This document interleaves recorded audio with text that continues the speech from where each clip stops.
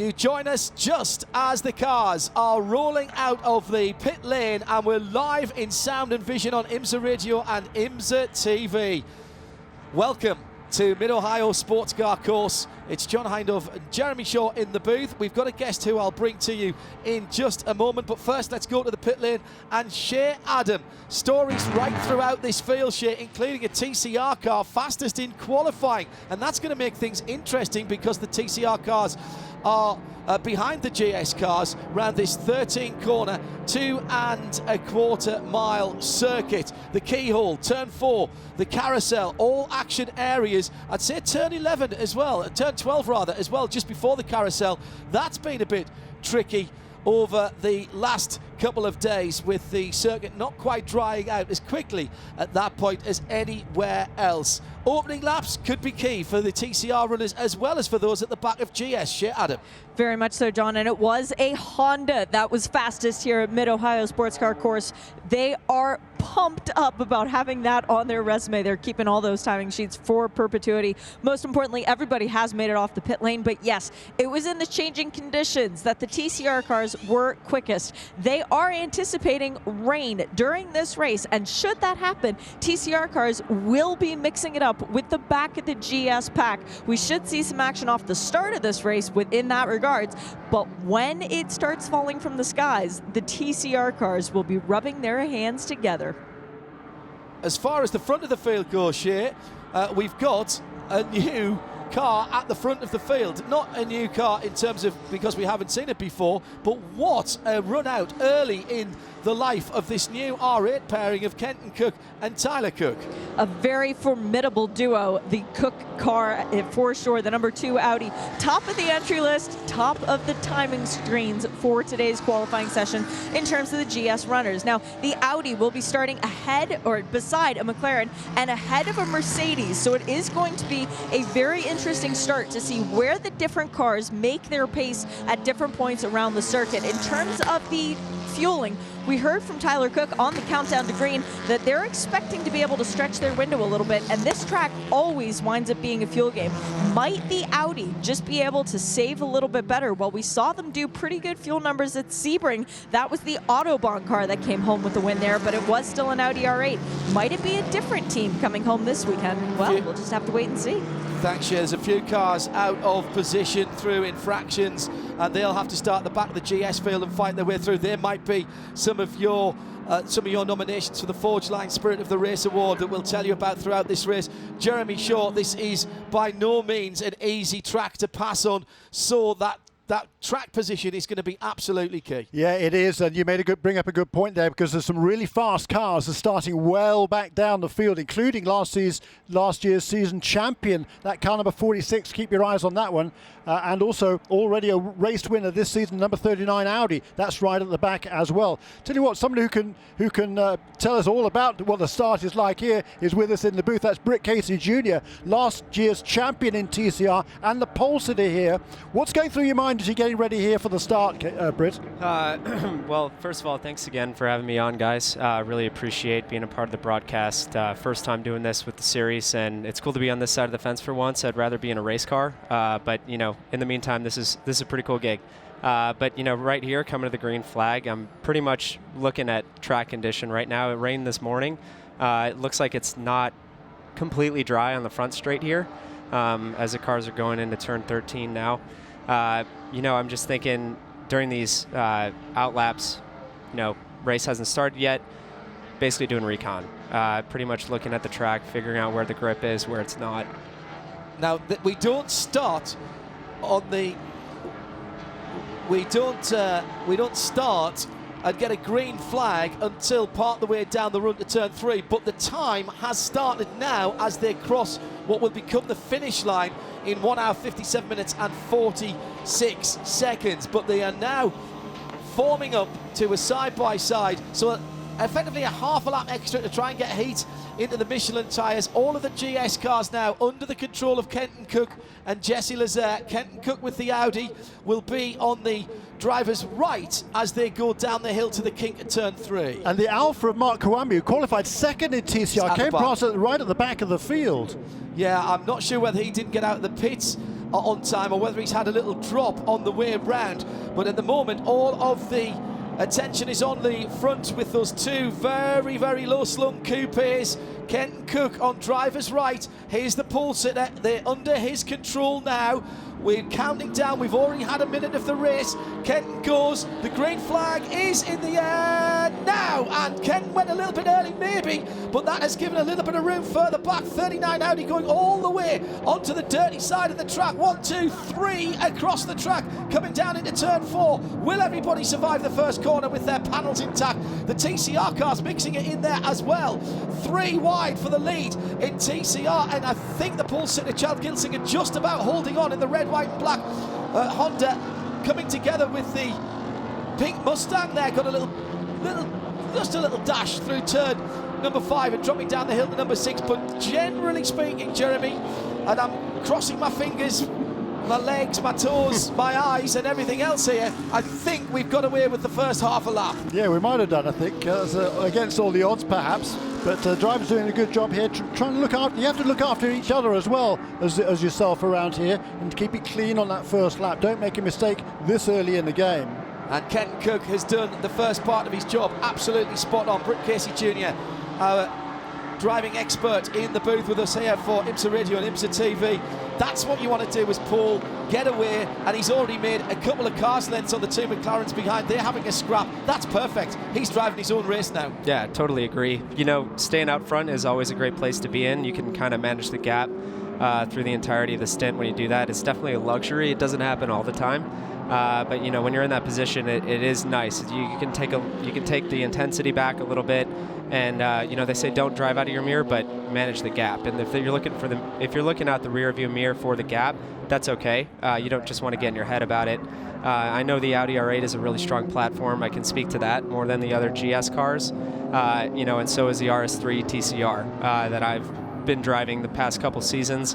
You know, Kenton's a great driver. They definitely have a good package. Aero parts, they've come on strong this year. And, you know, I think that driver lineup is something to watch. I mean, you see the first 3 cars right now, mid-engine. Makes sense. Yeah, absolutely. Already had a casualty. The number 23 has gone off the track for Nick Galante. He had a horrible qualifying session as well. Not the usual that we see from Nick. Not sure if he's gone back on now.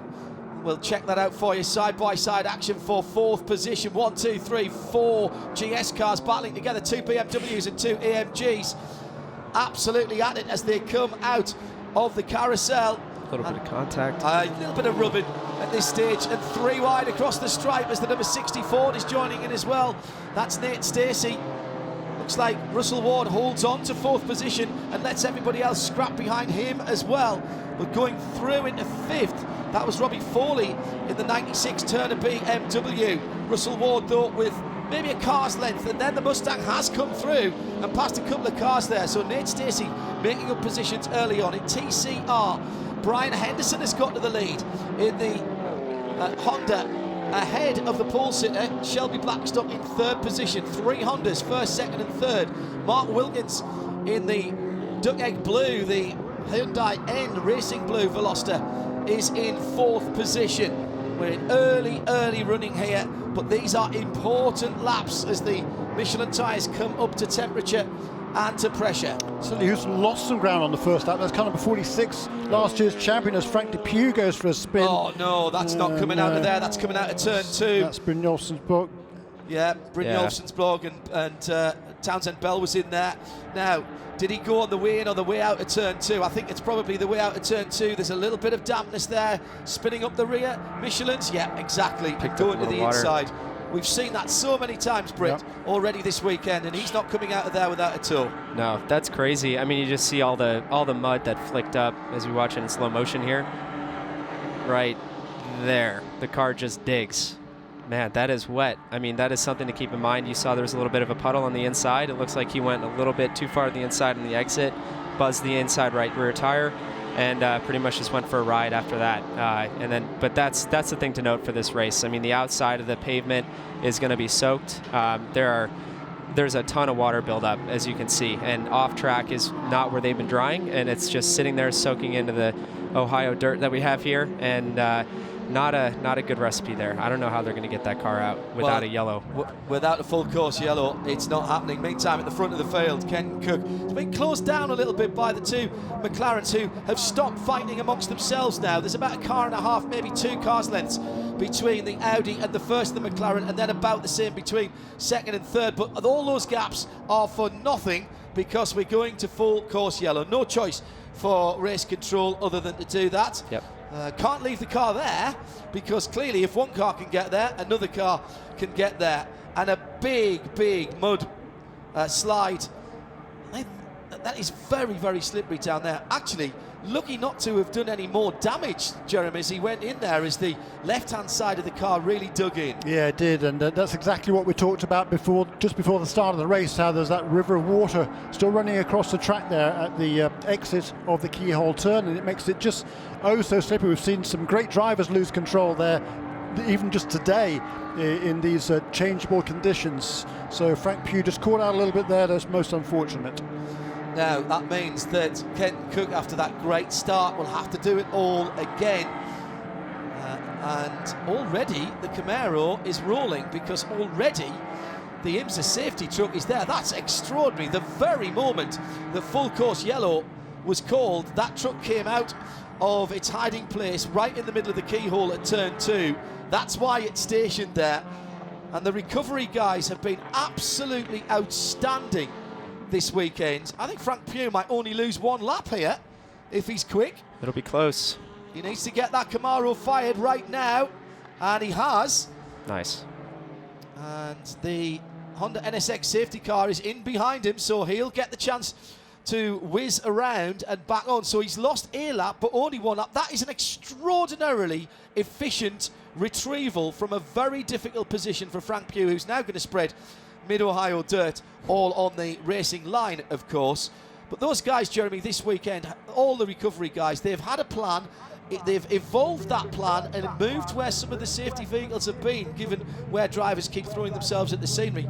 That was an absolutely textbook snatch and get that car back out on the track. Yeah, it was impressive, and this is going to bring this caution period, or is there any more caution periods, that's going to bring it within the realm of a one-stop race, particularly for the TCR contenders. I think the GS cars are going to need a bit more caution if they're going to be able to make the finish of this race with just 1 pit stop.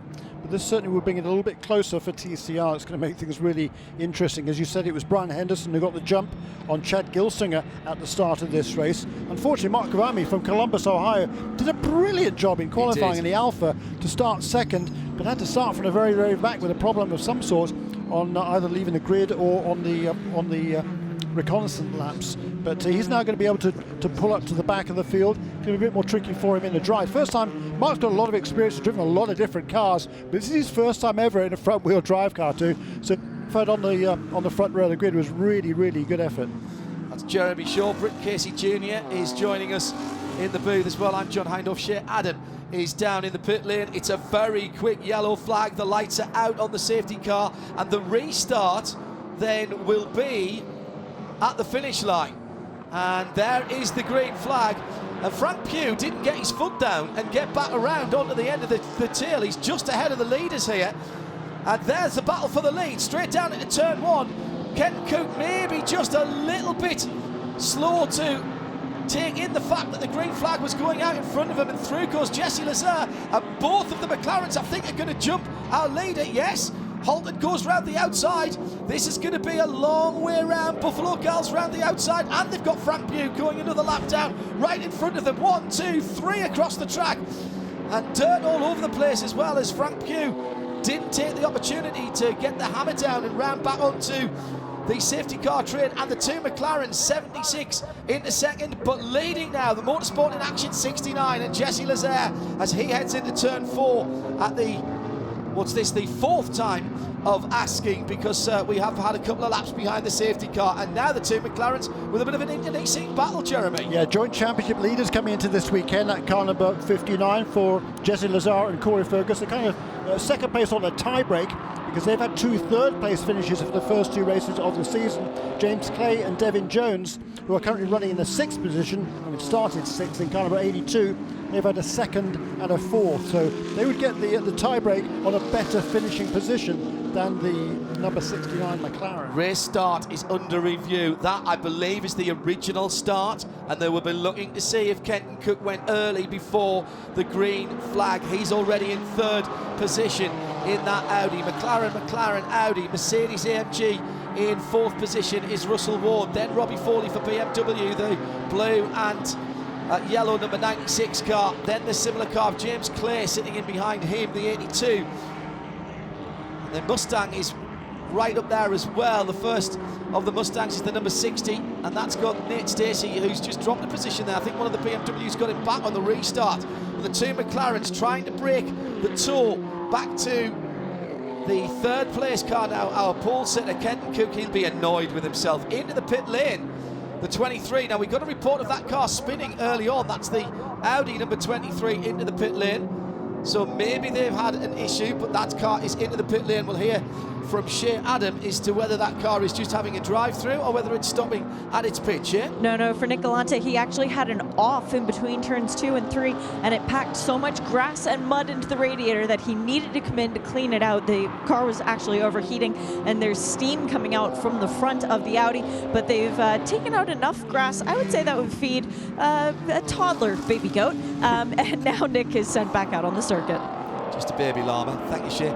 She had him down in the pit lane, battling TCR, head of the field.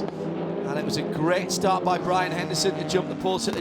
Chad Gilsinger, the Honda trio, still first, second and third. But Mark Wilkins is right there in fourth position as Chad Gilsinger wants that lead back. But that's been a good restart from Wilkins as well. And Mason Filippi in the other Brian Herder Autosport Hyundai, he's right there as well, hanging on to that train of cars. So it's 3 Hondas and 2 Hyundais in the lead, covered by probably less than a second, and then 3 Audis lined up behind them. These front-wheel drive cars packing over 300 horsepower with ABS and traction control on the races over an hour, which of course this is. It's been a huge success, the TCR formula, and adopted by IMSA as the secondary category here in the Michelin Pilot Challenge. Meantime, at the front of the field, Kenton Cook now with his Michelins maybe just starting to give him a little more feel, is beginning to put some pressure on the back of the two McLarens. And here, Britt, it's very much about just getting the feel for the car off the start and then subsequently the restart. Right, I agree. I've been watching Kenton these last couple laps here. It looks like he's just trying to size these guys up. With the McLarens, they drive a little bit different than the Audi does. I know the Audi's extremely good on the brakes, which is great for overtaking. And this track is, the drivers said it before. I mean, in the pre-race, this track is extremely difficult to pass at. And the other thing about GT4, which is what GS is, and indeed TCR, it is a balance of performance class. But that doesn't mean that everybody just does the same lap times. Lap times might be a part of it, but they make their performance in different ways, and therefore there are different strengths and weaknesses to the GS and the TCR cars. Totally. Yeah, I mean, in GS, the Audi is has a reputation of being really strong under braking and generally like an overall good platform for most of the tracks we go to, whereas the McLaren is notorious for having this good straight line speed with the turbo V8. Both mid-engine, so their handling characteristic is fairly similar, and also the McLaren is a little bit heavier. So you're kind of doing back and forth between all these strengths and weaknesses, and it makes for extremely interesting racing. I mean, you have a Mustang with a flat crank V8 that just is extremely loud, extremely brutal sounding, and you have a smooth R8 sound, a smooth McLaren sound, but they're all racing together as they go side by side into turn 4. Through into the S's and over the top at 5, and Kenton Cook has positioned down the inside to 6. He should be able to make this one. He set that up 2 corners before. That's super driving by both of those guys.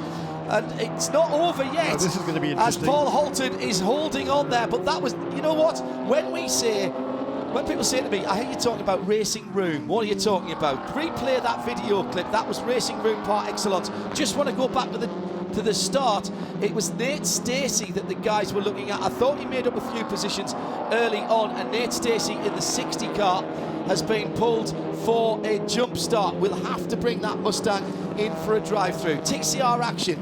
First down to about, 4th, 5th position. Absolutely together there.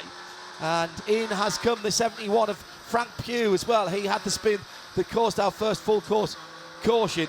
Now, Mark Wilkins right in the middle of a heck of a battle there And he has pushed himself up, I think, ahead of Chad Gilsinger. So he's up to third position now. He's got the 37 ahead of him is Shelby Blackstock. Ahead of him at the front of the TCR field, still Brian Henderson. So it's Mark Wilkins in the Hyundai who is making hay at the moment, but he's having to attack and defend at the same time, which is never an easy thing to do. That TCR battle is really heating up, and it's right on the back, exactly as we thought, Brett. It's right on the back of the GS cars. Now that's going to be frustrating for Brian Henderson in the blue and yellow Honda number 64, because he's not getting the advantage of his car being nimble through the corners. Totally. Yeah, I mean, that's kind of the deal that we've been having this season and last with TCR pace. There is some overlap at some of these tracks where it's very flowing. Mid-Ohio is kind of the standard for being known as a very flowing track. I mean, you have the only real break is the back straight and a little bit of the front straight in the run up to the keyhole. Most of the lap is connected corners. Only 2 of them you can see over. So it's interesting, you turn in blind to most of the apexes here. And that it only gets hindered when you have cars in front of you that are, they're a little bit faster in a straight line like a GS car, but if you're up front in TCR, I mean, you clearly know what's going on, and you're maximizing the corner speed, which is where all that car's capability lies. And it's a battle. I mean, as you can see here, they're going side by side because of the traffic in front of them. Yes. They can't get comfortable, get some more room between the 2 of them, and it's kind of working as a wall. And now you see another guy get involved. They're all getting choked up, getting runs on each other, and it's all created there. Now the second Hyundai, the black Hyundai, has got a problem because one of the bonnet pins isn't fastened. That's the 21 car, and that is the right side. And that is flapping around. Now, race control will be looking at that. His issue is not that it's necessarily slowing him down and being an aerodynamic disadvantage, although it might well be. If the other one pops off, it'll slam back on the screen. He won't be able to see anything. So now his team will be looking at that as well, as he's having a go at Chad Gilsinger. Now that pole-sitting car, the pace of that Honda has dropped right off in traffic. And he's dropped way down as Mark Wilkins goes for another position and takes another position. The Hyundai looking very strong early on, and Gilsinger trying to take advantage of the kerfuffle ahead of him. But Wilkins, the man on the move at the moment, has come up to second position behind Brian Henderson, side by side, 2 Honda TCRs. The 89, the pole sitter trying to get back some of that, and again the GS cars, as they go through 9 into 10, just getting in the way of this fantastic 5-6 car battle in TCR. Leading pair maybe just broken away for a second or 2, but they're going to be stymied as they come up to the part of the track that they are good at through 12. And an overtake on a GS car by the leading TCR. Cracking move by Brian Henderson, who saw the gap down the inside of the number 40 Ford Mustang with James Pesek at the wheel, and didn't need a second invitation. Very decisive move there, but he had to do it because he's coming under pressure from behind. Yep, definitely. You'll see it pay dividends also. I mean, he now has the leader in TCR, Shelby. He now has a GS car gapped between him and the second place. And now you see it come back. This might be, there you go, cost in the lead. And Wilkins goes up the inside in turn 2. Yeah, a little bit of a sporty mood by the Hyundai there, getting a little contact with the Mustang. Nothing major, but I think kind of sending a message. It did cost him a run down the back straight. And you see Shelby try to get a side draft off the Mustang, try to stay side by side. The car is extremely good on the brakes, the TCR cars. This is brilliant. I mean, yeah, there you go, 5 cars. 5 TCRs down the inside of the Mustang. Shelby Blackstock, who is leading TCR, coming off a great start to the season for that pairing with Tom O'Gorman, the master of qualifying. Although Shelby did the qualifying this weekend, Tom sitting out to jump in later on, and Shelby loving this form of racing, and he's doing very well. His transition across to front-wheel drive has been pretty sharp, actually. Obviously, a quick study. Yeah. Oh, without a doubt. I raced him hard at Sebring. I mean, he was challenging me hard for the lead in the first hour of the race, and they ended up getting us, and we finished second there. But yeah, I mean, him and Tom O'Gorman, they're definitely good guys. They know what they're doing, and you'll see now that Shelby created that gap with the GS car. I mean, he passed him at the perfect point. He did it right before the whole madness section. And that's where these TCR cars absolutely have all of their strength.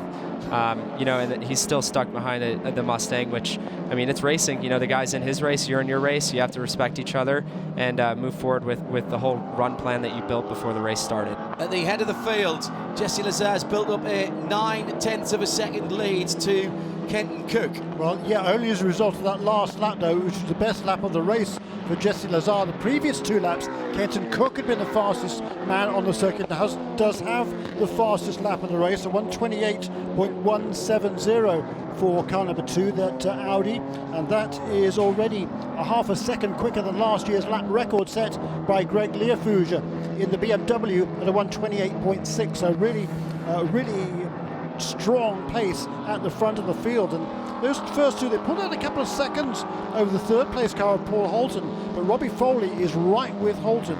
That battle then between the McLaren and the 2 BMWs, actually, with Foley is James Clay as well. Black flag, mechanical black flag for the 21 car for that flapping bonnet, the hood pin not fastened on the right hand side, or worse still, it's broken. If it can just be fastened on, then he'll come in and go straight out again. If the whole mounting is broken, I'm trying to see whether the pin is still pushed across. I think it might be. So he comes in immediately.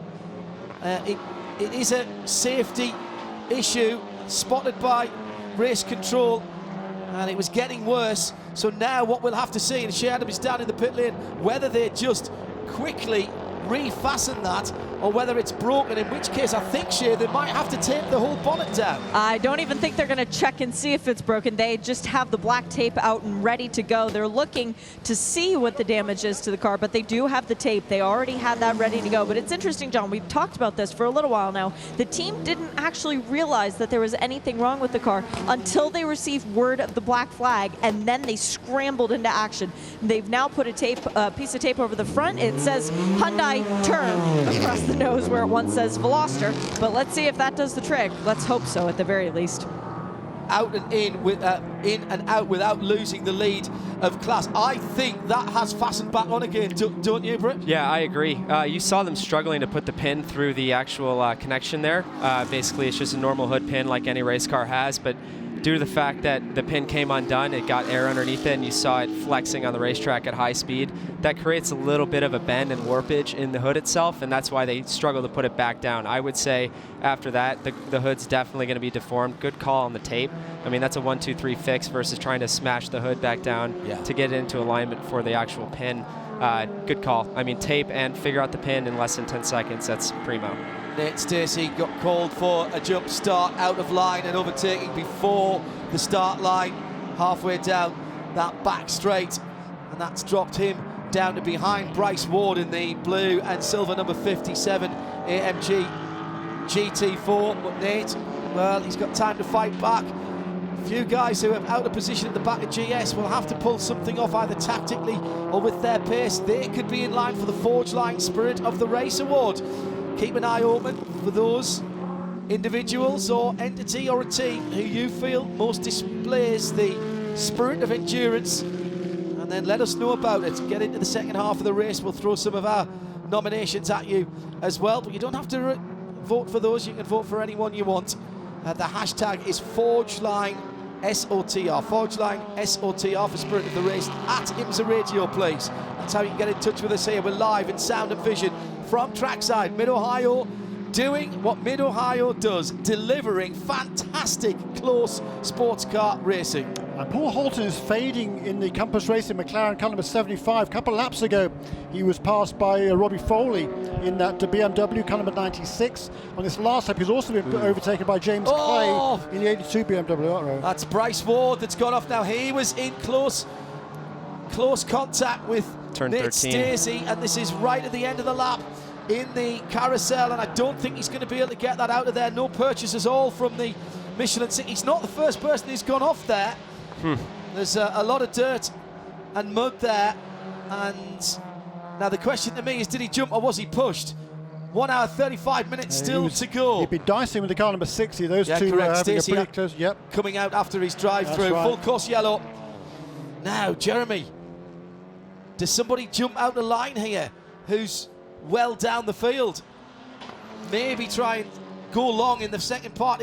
If you're somebody like Brent Mosing or someone like that, they were coming up against another slow car, and oh no, Bryce went round the outside. trying to get past the slower Mercedes, and no chance of coming back from that. And as you can see from all the mud there, he's not the first one to have done that. Yeah, I mean, I can kind of speak to that corner a little bit too. It is off camber on the entry. It is, you're turning right, but it's the whole track is slanted left and fading away from you. So you're turning, and the car wants to really ride to the outside, and it gets more severe the more of the outside track you use, and that's just exactly what happened. That's Mid-Ohio, though, Totally. in a nutshell, because you, on some of these corners, first of all, they're blind. A lot of them are blind. Yep. Secondly, you get half a car's length, only half a car's width, rather, offline, and the camber, which has been helping you, all of a sudden, it isn't just neutral, it's actually sending you off the track, and that's exactly what happened to 100%. Bryce there. Yep, 100%. I mean, this track Love this rewards. track for that. It's one of my favorites for different reasons than most. I mean, like I said, it is extremely difficult to pass. Basically, half the lap, you can't really make a move because every corner is happening so quickly. They're all connecting. There's no real heavy brake zone in the second part of the lap, so you really have to work. I mean, you'll see towards the end of the race, if it's a close run up front, these guys are going to be definitely bumper defenders and trying to work each other over, because it's not because of what the drivers are doing, it's because of what the track demands in order to get past people. It's extremely difficult. The Honda NSX safety car has picked up the leader, Jesse Lazar, and the pass around is happening now, even as the recovery team gets to the 57. Normally pristine silver and metallic blue EMG GT4 of Winward Racing. Clearly, Bryce is having a chat with the safety workers there. He has had a little bit of an impact with the tyres on the left rear, but don't think he's done too much damage there, and that car should pull out. They're already getting the tow strap on there, and this has been something that we've seen. The GS pits are open. And Does anybody go in? Yes. No. Not quite there yet. Do you go in, Jeremy, if you're on the back of this? Yeah, And stretch? Probably yes, because even now they're going to need more full course caution, I think, to make it on one pit stop. So I certainly wouldn't be surprised to see quite a few of these cars on pit lane. A couple of notes here. Kenton Cook had reset fastest lap just before we went back to yellow in car number 2, the second place car. Meanwhile, in the lead, Jesse Lazar just running a super consistent fast pace at the front of the field. Also, the big mover in the opening stage of this race, as we expected, car number 39. That's Jeff Westphal, Tyler McCorry, started the car in 20th. He's now up to 8th. Wow. That's the car that won at Sebring. So and you the can't pass McLaren, around the leading here. McLaren, both McLarens are on the pit lane. Well, that's interesting. So Kenton Cook stays out, and in comes the Motorsport in Action McLaren for a brand new set of Michelin. Shea Adam is watching. Fuel and tires for both of the McLarens. We have the Volt Racing Porsche that is also getting fuel and tires. The 59 Core Motorsport Mustang is also in, and it looks like it's just fuel for them. I don't see a tire change going on for that car. Further down the pit lane, we have the number 46, the champions from 2018. They are doing fuel only for Owen Trinkler. The 88 BMW, which also started at the back of the field for Stephen Cameron Racing, fuel only for that car. And the Murillo Racing number 65, you talked about it. Do they come in? Yes, they do. It is fuel only. First car back out and running with left side stickers is the 69 Mia McLaren, and the 75, the Compass Racing McLaren, right behind it on its tail. So both of those cars with some new tires to play with. Big move down the pit lane. The number 31 Body Motion Porsche gets out way ahead of its competition. That was a great pit stop by Body Motion. The hood was up on the 46 Owen Trinkler Team TGM GT4. I think that was just precautionary. They're still filling with fuel there, are they? Or is that car not moving? Shea, you can see that better than me. That car is not moving, John. I'm going to have to run down to that end of the pit lane after we get our TCR stops and figure out, but it is still stationary in its box. The brake lights have just gone off for Owen Trinkler, but the car is not yet moving. No, they're going to push that car away, Shea. That's the defending champion. What an awful start to the season it's been for the 46 team of Hugh Plum and Owen Trinkler. They have not had a top 10 finish this year, and they won't be getting one today. They targeted this as a top 5 race, but they've not been at the races this weekend. They'll get that car out of the pit lane under people power, not 3-pointed star power. Well, no, it has fired up. Well, that's curious. I wonder what that issue is. I'm not really sure. As soon as they opened the bonnet, they knew there was an issue. Yeah, but then he drove If it away. that's a turbo I'm wondering pipe if it maybe electronic, to be honest. I mean, the car didn't go off anywhere. It looked totally clean, so there's no way it overheated. And he was running nicely. He got himself up as high as 13th place before this caution. But actually lost a place on the lap before it. He was overtaken by Jim Cox in the number 35 Mercedes, but the car had been running well. He hadn't made such stellar ground as the car number 39 of Tyler McQuarrie, but certainly it was a good opening stint to the race. All right, here come the TCRs. We'll work through what this means strategy-wise in just a moment, but Kenton Cook leads. Then the two BMWs, Robbie Foley and James Clear, they stayed out, as did Russell Ward and Jeff Mosing and Tyler McQuarrie. We'll work out who's the first in line of the GSs who has pitted after Shea Adam brings us the TCR stops. Only 4 stops for the TCR competitors. We have 2 of the 3 LA Honda World Racing Honda Civic TCR cars. That would be the number 73, Mike Lamara and Matt Pombo sharing the car. It's Mike driving right now. And then the number 52, which is Colin Mullen, but driving right now, Max Faulkner. They've had a rough weekend so far. Fuel only for both of those cars. It is fuel also for both of the Alfa Romeos. They are in the pit lane. The red one gets moving first. That's the Mark Fame car. As the number 52 of Max Faulkner jumps everybody else in the pit lane. 73 is still here waiting on the fuel. Both Alphas are rolling now. There's a huge cloud of smoke as Mark Fame has a little too much fun getting heat into the front Michelin tires of that car. And the last off the pit lane is the black Alfa, the number 5. The red Alfa, Mark Vame's car, just took a little bit of time. It went and then it stopped, and then it looked like there was a crew member talking to the driver, and then it fired and went again. Well, that makes sense for those guys because they were off the pace a little bit after some issue at the start. We still haven't got the bottom of that, Shea, so if you wouldn't mind calling in and speaking to the Alfa number 3 team and find out why Mark Vame didn't start from his front row position in TCR. Right, let's quickly, as the class split is going to happen right now, let's quickly tell you who wins and who loses here. Anybody who didn't stop is hoping for another yellow flag at some stage. Anybody who did stop Jeremy in GS are taking the chance. They want a long green flag run now, so that the guys who didn't stop have got to come in and make a green flag pit stop. Yeah, that's right. So it's as we talked about right at the top of the show, it's going to be a strategic kind of masterclass out there. Whoever makes the right decisions is going to be looking good, and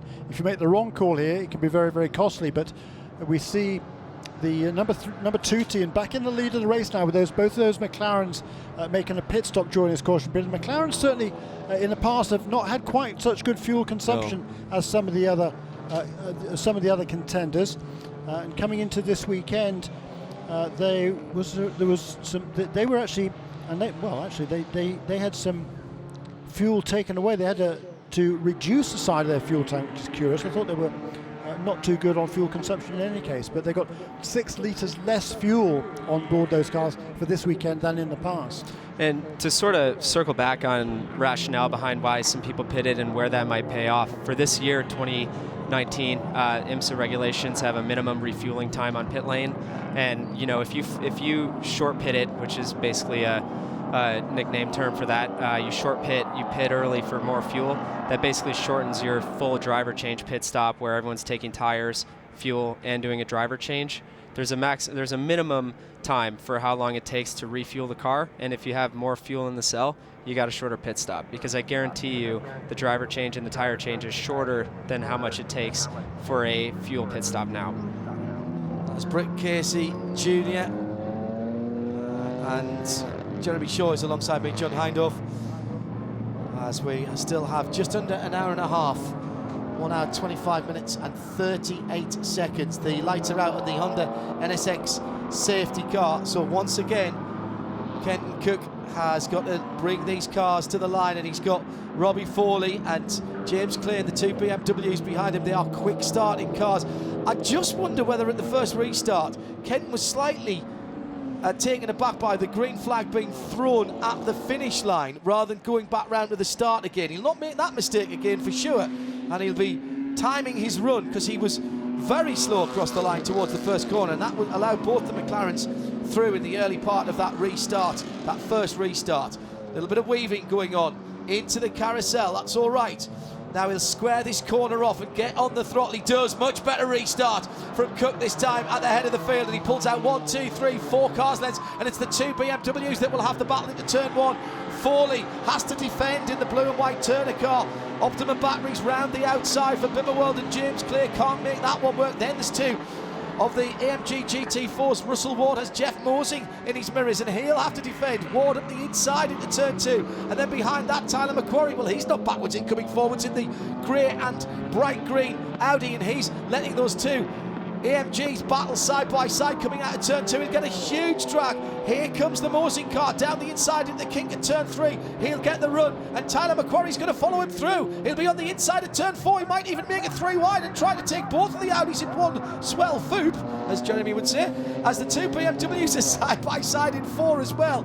These restarts are fantastic, and the BMW still side by side. Huge wheel spin. Big time. From the Optima Batteries car in 3rd position. BMW side by side, Mercedes side by side, and the Audi wondering where the heck do I go? Tyler McQuarrie there, definitely discretion, the better part of valor. He decided not to take a lunge down the inside, tuck in behind him. He's had a really good opening stint as Tyler McQuarrie. Started in a 20th position, with those guys making pit stops, and with a great first charge through the middle of the pack. He's now up into 6th position in car number 39. And apart from Jesse Lazar, Kenton Cook, I should say, who's disappeared at the front of the field, he's at the back of that train battling for 2nd place. Now, who is the first car who's made the pit stops? I hear you ask. Well, that is Jesse Lazar, and he is in 12th position. Oh, sideways, bit of a push, and that is the TGM number 4 car that's gone off, and that was, I think, a helping hand from the Mark Motors Audi that was right in there. That was my first impression of that Camp Boggy Creek sponsored machine. I think it was the silver Audi that was in behind. Well, yeah, the Audi got a tap from the Hart Honda, and sort of in a sort of billiards move, it was a plant onto Ted Giovannis. Not his fault at all. Britt. Yeah, you know, I would. That's a tough one to call there. Put any blame on anyone. I mean, the guy in the middle, the Audi, he was just trying to manage being sandwiched by 2 other guys. I mean, he was a meat in the sandwich. You know, there was a car coming around the outside. Maybe they were overtaking the number 4 car, and he was stuck in the outside there. Bottom line is, I think the only guy that knew there were 3 wide was the guy in the middle, and he was just trying his best to manage that. Man, that disappointing for the TGM guys. They're, I mean, solid group of dudes. They've won the championship last year. Very, very smart.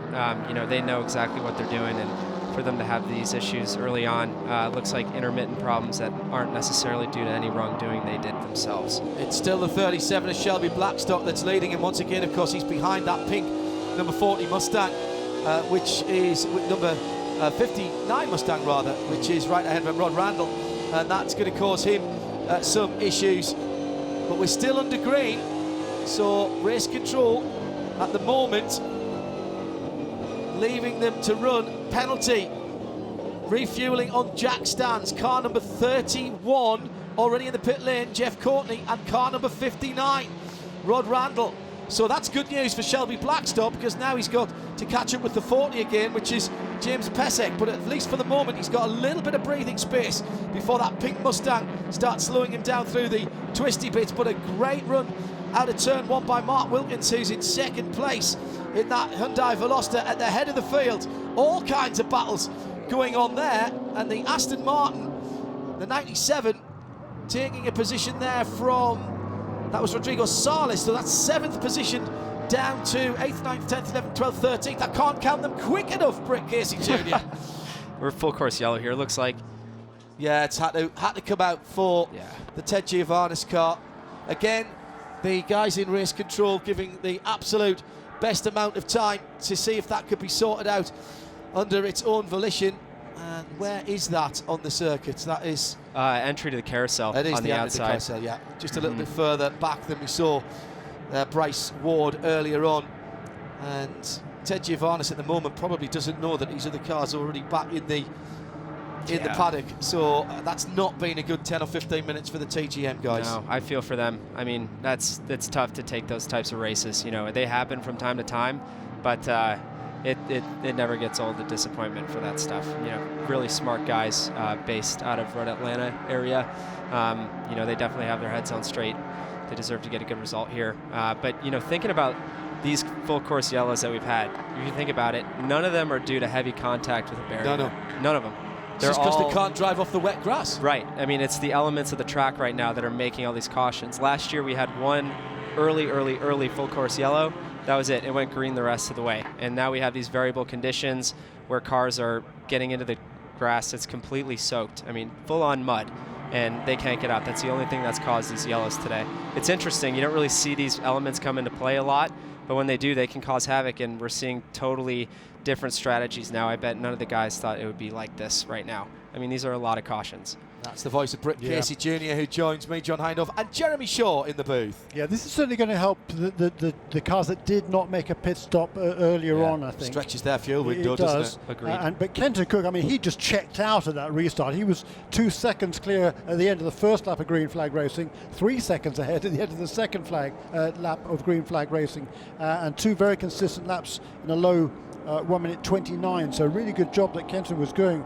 But also look at that Tyler McCory in car number 39, the Car Barn Autosport Audi R8 LMS GT4. He has moved himself up 2 positions since the restart and up now into 4th position. And the advantage of stopping early in that first yellow flag just beginning to wane away a little bit. We've got an hour and 18 minutes to go.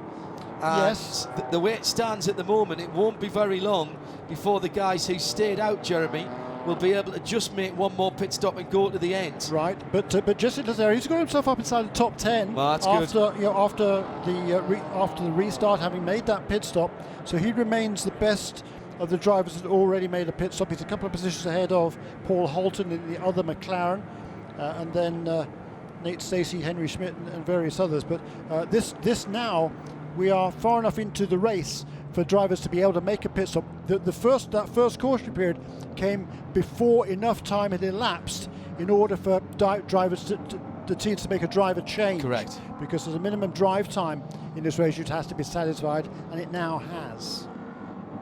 Yeah, so that could change one or two people's minds. But I don't see any point in coming in now if you're a GS car, because you can't make the end from here. But they're stretching their fuel mileage here to a point where I think they're probably in the window to go to the end on one more stop. And the guys who stopped early have also got to wait one more stop in GS. Yeah, no. There's quite a long way. They can do about About 50 minutes. I'd say less than an hour for sure, no less doubt. than an hour, absolutely. Less than an hour. Yeah. I mean, they could, if they were to pit now, they'd at least be waiting on 2 more cautions to get to the end. Yes. You know, that would be. Yeah, no. I don't see the minimum point of 20-minute no. gap. No. Pit lane visitor for Ted Giovannis. He's gonna. Well, don't tell him the other car's out. Just don't tell him, because he's had a bad few minutes in the driver's seat. He can jump out of that car now. That is one of the advantages. He's dropped a lap or 2, of course, on the GS He was already leaders. 1 behind. He's probably 3 behind now. Yeah. But he's done his 45 minutes. 40 minutes, yeah. So what we're talking about there is there's a minimum drive time in order to be able to be classified for points in this championship. That's 40 minutes out of the 2-hour race. So anytime after 40 minutes, you can make your driver change and you're good to go per the regulations. Yeah, you saw that right front there. It was flat on the Mercedes-Benz, the number 4 That was car. the contact then. Yep, and I'm wondering if the Audi that made contact with him might have a slow leak as well. Gavin Ernstone, I believe, in the 61 car. Something to keep in mind. I mean, that would be a left front going flat, and you need that in a TCR car. That is all the grip here. So this will be what they call a quickie yellow. The pits will not be open because it was within 15 minutes of the previous full course caution period. So we're probably getting ready to go back to green now. The safety car is coming up to the final corner, yes, and coming into the pit lane. So we'll be getting ready now to go back to green with 24 laps completed. This will be 25 laps completed when they come past to take the green flag. Another really strong restart by Kenton there. Yeah, he got on it nice and early, and again has made a bit of a gap between himself and the second place car, which of course now is James Clear. It was the other BMW last time around of Robbie Foley. Now the TCR cars go across the line, and we've got the added fun of having Audi's locked into that as well. So all of these cars making their pace slightly differently. The leading 3 or 4 have got away. It was a good restart by Mark Wilkins, and he was scored across the line as the leader. So he must have jumped Shelby Blackstock. Now, did that happen just before the yellow came out? I don't think, well, I don't know. I don't think so. I had it written down the other way around on the previous few laps.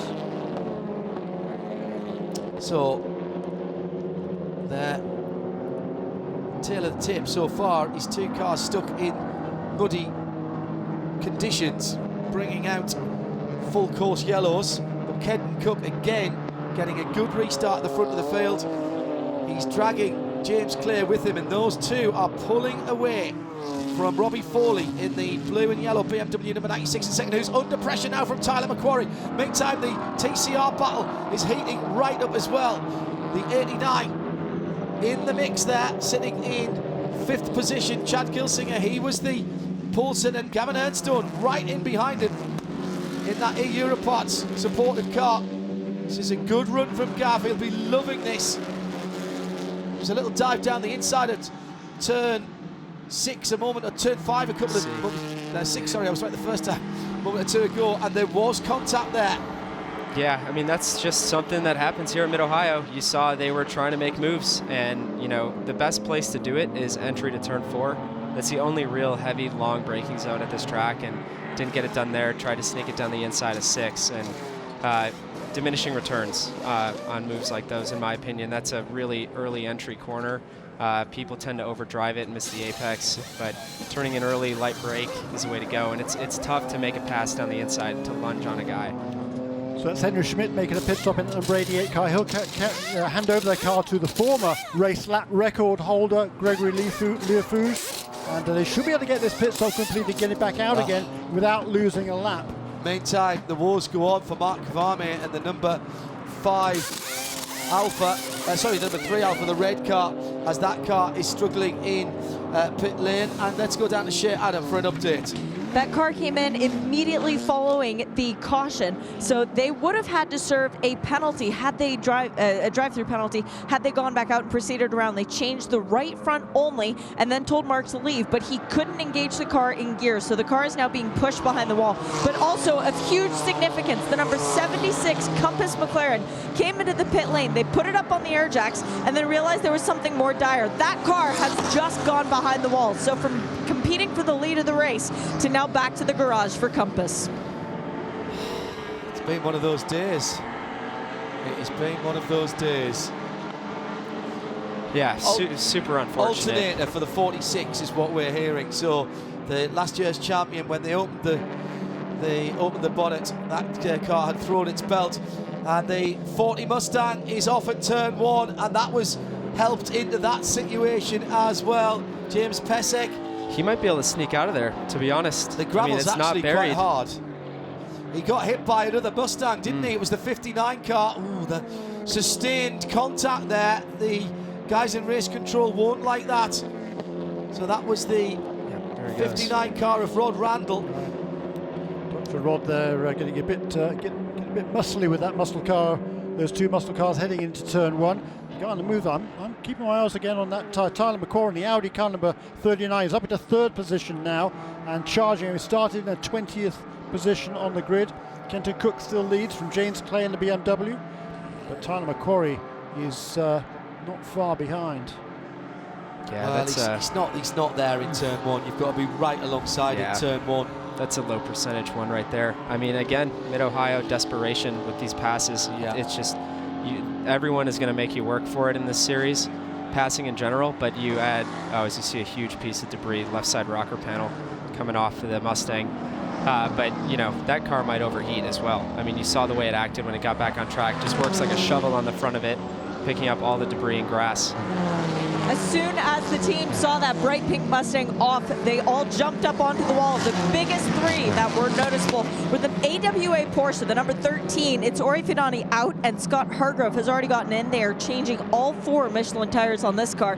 But the 2 teams immediately in front of them, both TCR also at the ready. They've got slicks on the wall, but they've also got wet weather tires readily available on the wall too. So the number 54 JDC Miller Motorsports car, Steven Simpson, helmeted and ready to get into that car when Michael Johnson decides to come in. And the other one, the car that has been leading today, the Atlanta Speedworks car, the number 84, Brian Henderson behind the wheel now. Todd Lamb is at the ready as well. In TCR, Mark Wilkins leads for Hyundai. This is a great run for the experienced Mark Wilkins. Right in behind him, though, Shelby Blackstock refuses to give up that position. He's sitting right in the wheel tracks of that bright eggshell blue Veloster N. Those two cars have got a bit of clear track ahead of them now, and they have pulled away at some pace from who is in third position there in TCR. That's Mark Chirodi. He's come through the 81, the Mark Mortis car. Then Brian Henderson, who was going so well and leading earlier on, but they're a good 5 seconds, 4 or 5 seconds behind the leading pair. So that's been a good run. Another guy who's done a really good job in the opening stint of this race is Rob Ecklin Jr. Yes. In the Aston Martin AMR Vantage, car number 97, up into 7th place. He started 15th, and he's worked his way steadily forward. Really done a nice job and holding on there now ahead of the car that led the opening stages. That's the car number 69, the McLaren of Jesse Lazare. Jesse Lazare, by the way, when he came in for Motorsport in Action, took left tyres only. She did say there were sticker tyres on the left-hand side. Just to confirm that, it was 2 Michelins on the left-hand side only of the Motorsport in Action McLaren, which has now fought its way back up after those stops to 8th position, albeit with a bit of carnage around it. But that car, remember, has more fuel than all of the cars ahead of it. That is the first of the pit-stopped cars. Penalty for the 59. I think we could have called that one. Yeah. Probably did call that one. Yeah, I saw that one coming. I mean, the IMSA officials, Bo Barfield, he runs a really tight-knit program, and you know, the thing about race officiating is you got to be predictable, and as being a competitor, consistency and predictability, at least you know where the line is drawn, and the line has never moved, and that didn't surprise me just based on the consistent calls of the past. Now we're watching the battle here. What's intriguing about this train of cars here is the cars at the front of them is Scott Hargrove, then it's the car number 35, that's Dylan Murray, behind Dylan Murray is number 88, Greg Leofouge. He's trying desperately not to go a lap down to Kenton Cook, and that has allowed the second and third place cars, the BMW car number 82 and that fast closing Audi car number 39 to close right up. We've now got a 3-car battle for the lead. Through the king at 3 and down to 4. Would say as well that the left-hand side mirror on the Audi is folded in for Tyler McQuarrie, so he won't be able to see very much behind him, but he doesn't need to at the moment. All his focus is on James Clay right ahead of him. Robbie Foley's dropped away a couple of seconds or so on this battle, and he's got his hands full with a bright orange Mercedes. That must be Jeff Mosing as the drive-through is completed for the 59 car, and Rod Randall rejoins. Now Kenton Cook has got to keep his head here, leading the race. A similar performance level car ahead of him, another GS. I think he'll get through at turn number 12, but he'll try and get a good run out of the carousel and maybe get alongside into turn 1. If not, it's got to be up the inside into the keyhole. Yeah, but Leofouge, when he came out of the pits, he was in the same position, so he's holding on now for about 3 laps. He is also the reigning track record holder, as I say. Well, before this event, he's now been eclipsed by several other cars, but Leofouge knows his way around here, and he's not going to let tyres, of course. Yeah, he's got a full tank of fuel, of course, a much heavier car, but he is on fresh rubber, and he's taking full advantage of that. Even with that heavy fuel load, he's able to just about stay ahead of Tyler Cook. But watch the Audi now coming onto the back straight. 39 car is right up, tucked up behind the BMW, the second place BMW of James Clay. It's got cold outside, and there's the odd spot. Just the odd spot of rain. I've just been at the back of the IMSA Broadcast Centre. Shea Adam is down in the pit lane. I'm not imagining that, Shea, am I? If you're imagining it, then I am too, because I've been feeling them every now and then, and it's not enough to make a noticeable mark on the pit lane, but there are little chicken spots that are starting to appear as the number 23 Racing 10 ALZ comes into the pit lane. Nick Galante's day is done, and James Vance taking over. So appropriate that it's getting colder when a Canadian is taking over that purple and silver Audi TCR car. One or two of you will be joining us after our coverage of the Sparta WEC race, which had started in sunshine and then was red flag for snow at the Spa-Francorchamps circuits. Fantastic race here. We've still got just over half this race to go. Live in sound and vision. No blocks, no brakes, no fees required. Just the action from the Michelin Pilot Challenge here at Mid-Ohio. And Gregory Liefuger is actually now dragging the leading Audi away from the battle for second and third. So Kenton Cook trying to stay as close as he can to the man who has held a lap record here. And Greg is just defending going into turn number 1 and 2 as the battle behind is beginning to hot up, and that's good news for the leader. Totally. I'm totally on board with what Kenton's doing right now. I mean, Gregory Liefuger is clearly keeping up with him. You know, he's not getting in the way as much as most lap down cars would, or about to be lapped cars would be.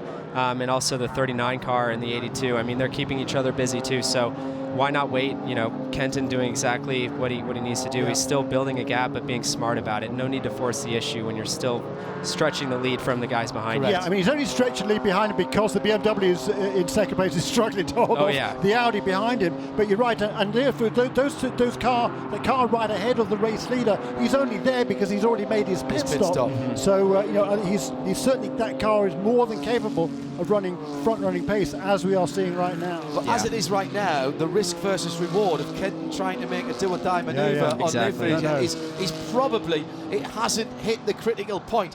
I think if Tyler McQuarrie gets past James Clay in second place, those two just coming out of the carousel at the moment, and they're now about 10 cars lengths down, that equates to something like, what, half, 3/4, no, a full second now.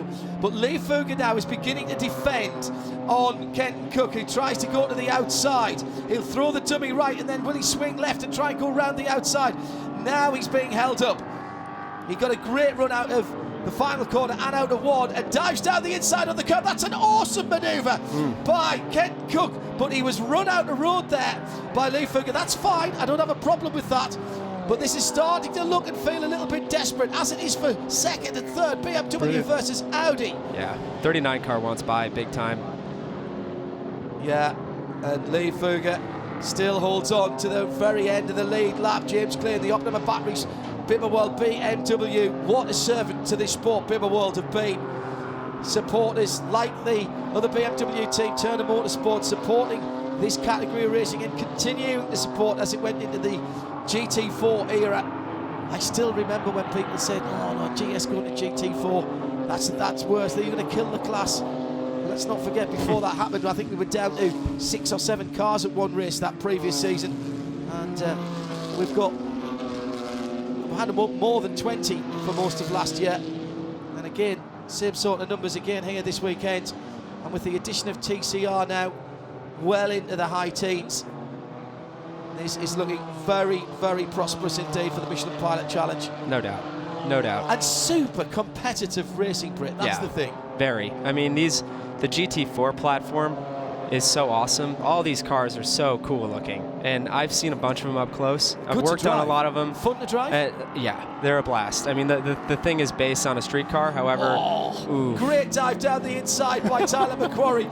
That was a good one. He was into a second place for about 10 feet, and then hit the inside curb, went wide, and he'll have to do that all over again. James Clay would have thought, what? You're never going to get that stopped. See, told you. And just turned back on the inside. But this is great racing. This is what we like to see. And to be honest, as a driver, Brit, right, it's lovely to drive away and get pole, fastest lap, and the win. But if you get a podium position in TCR or GS in Michelin Pilot Challenge, you know you've probably had to have a scrap for it, and you've had a good day at the office. For sure. And honestly, from my experience, it kind of comes from doing your homework ahead of time. It makes your time at the track so much more programmed, and you're just going through the motions again. But doing all your critical thinking before this even begins is the better way to do it. And I mean, yeah, racing in IMSA is awesome. We have rain coming. This will be interesting. This will be interesting. And everybody is stretching their fuel window, because you don't want to come in and then have to come in again. 1 or 2 of the cameras out in the circuit just with the odd spit or spot of rain on it. And if I put my hand out now, where I was only getting a spot maybe every 2 or 3 seconds, it's now it's a couple of spots every second. And Shea Adam is in the pit lane. Was that the number 2 pit board I just saw going out? It just started to move, John. So that means that Kenton Cook perhaps can't stay out any longer. And we've got a couple other teams with their teams up on the wall. Their slick tires in hand, but those wets are just lingering behind. And everybody has been trying to stretch and stretch and stretch as the green blob grows ever closer to us on the radar map. But it's not wet enough yet for those wets. Oh, no. It will be. No, it isn't. However, we did see a lot of teams running the Michelin wets pretty much down to becoming a slick when we had the practice session earlier in the weekend when it was wet and got dry, and they will have got a huge amount of data from that. The Michelin wet tyre is immensely durable, and you can run it on a pretty dry surface. If it gets wet again after that, of course, you're in trouble, but hopefully that doesn't happen. And again, more problems for Kenton Cook, our leader, with traffic in there. And I think he's going to pull off to the left-hand side of the circuit this time. He looks like he's taking a wider line. No, he's going to have one more go at the BMW. One more lap. Because there's traffic around, this might not be a bad idea. He's going to get a great run down into turn 1. He's right under the rear wing of the Gregory Leeferger BMW as they go through turn 1, and it's held up the battle for second and third. That could be important. Meanwhile, at the head, or in the midfield of the TCR battle, we've got 2 Hondas together. That is Gilsinger in the 89 car, and he now is up to second position. No, that is the battle for the lead. My apologies. That is the battle. No, sorry. Let's go back, Heiduff. That's the battle for third, because the Hyundai went off into the distance, and Jeff Mosing is in the gravel now. Can he get that car out? This will be interesting. Just under an hour to go. The Aston Martin has just come into the pits on this lap at exactly halfway through this race. That'll pay dividends big time. Turn 2, it's the same place. Yeah. He's into Brynjolfsson and Bell's Bog. I've been watching that all race so far. That place has yet to dry up, and it is extremely surprising. That water has just sat there for the past hour, and I mean, not enough guys are running over it, so do you know it what? happens. 52 car in the pit lane as well in TCR. And the caution is out. The caution is out, and the pits are closed. Yep. The pits are closed.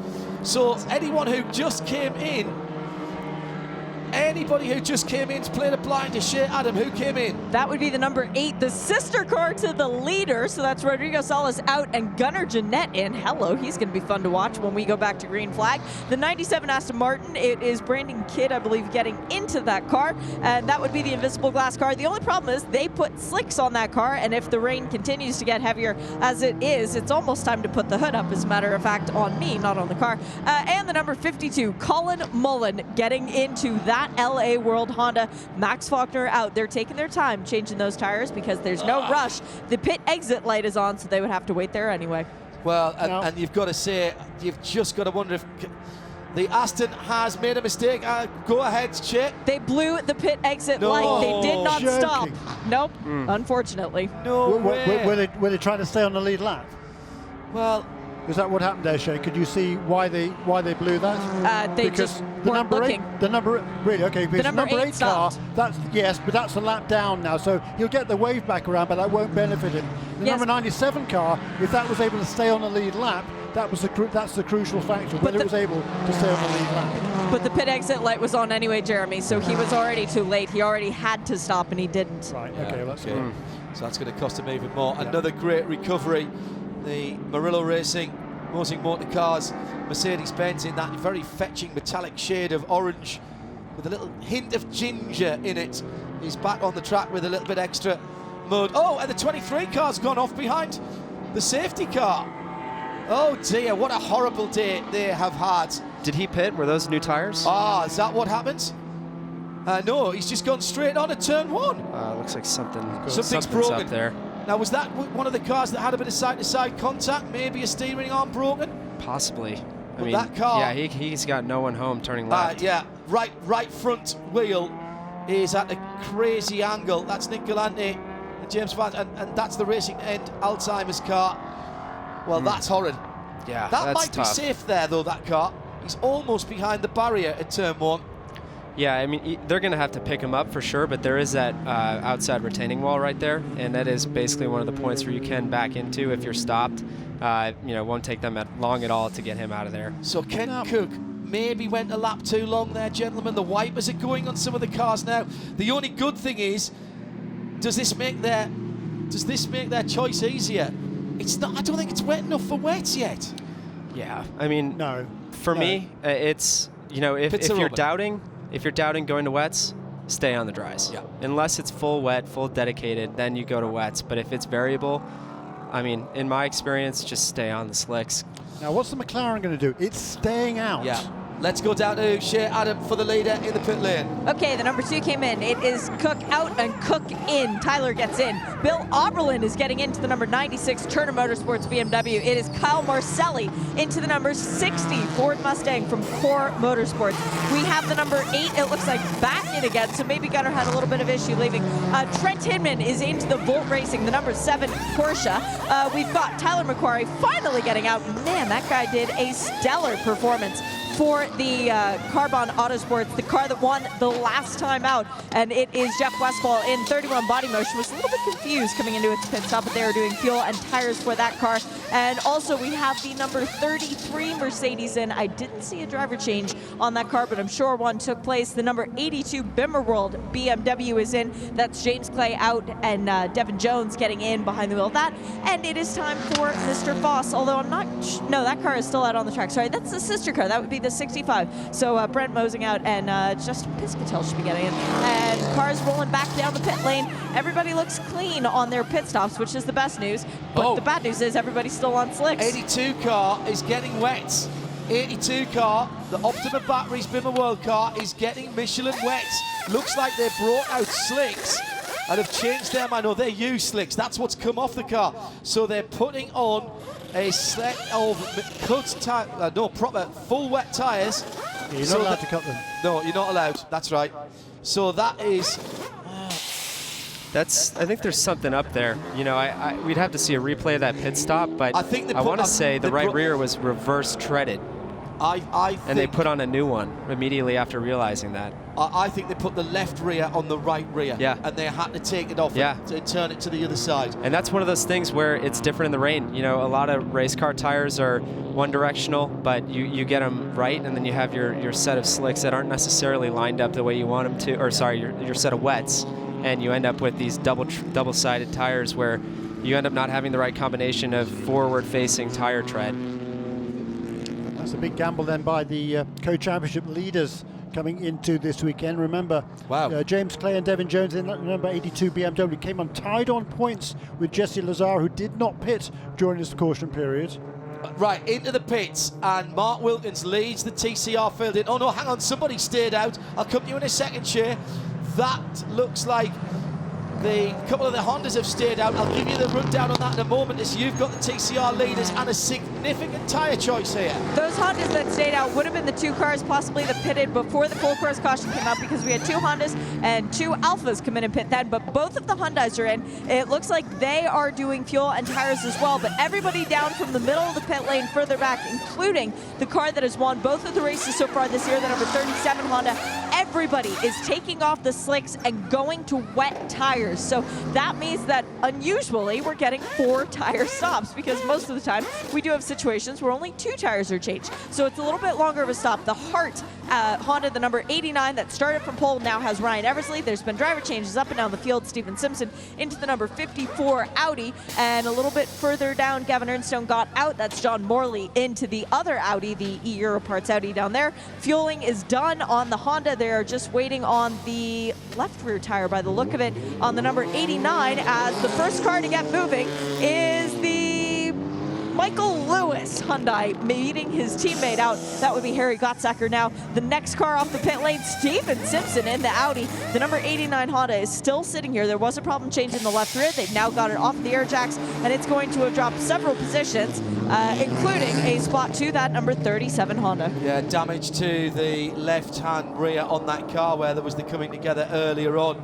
Might just have had some bearing on getting that rear wheel off. Maybe they were fouling the bodywork when they were trying to take that wheel off, but they lost a lot of time. Very impressed with the Brian Herter Autosport stops for the Hyundais. They had all 4 wheels changed and the car ready to go long before the fuel hose came out, which is exactly, Britt Casey Jr., what you want. It should be the fuel that takes the longest time. Totally. I mean, the set, like I said earlier, there's a minimum refuel time in IMSA, and your goal is to have that as your constant. You know, you can't help that. That can't get any faster based on this new rule that we have. But, you know, everything else needs to happen inside that window before the fuel is done. Then you're good to go. So the rain is coming. Is it coming quick enough for the guys on wets? Will they burn the wets off before it gets wet enough to get the best out of the wets when it's wet? It's a total gamble. I mean, looking at it right now, the track surface has gotten a little bit darker from moisture, but there are still dry spots down this front straight. And I don't know. I don't know if I would have taken slicks or if I would have taken rains there. I think that's an interesting decision, but from what we saw earlier in the week, and it looks like the Audi, the Racing to End Alzheimer's Audi, is going to need a flatbed as well, so this is not going to be a short yellow. Now, I'll come back to the tyres in a moment. I just want to throw another variable in here.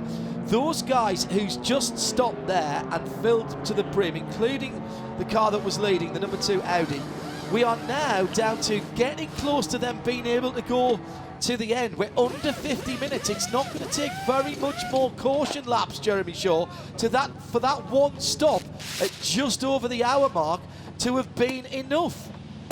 They might be able to go.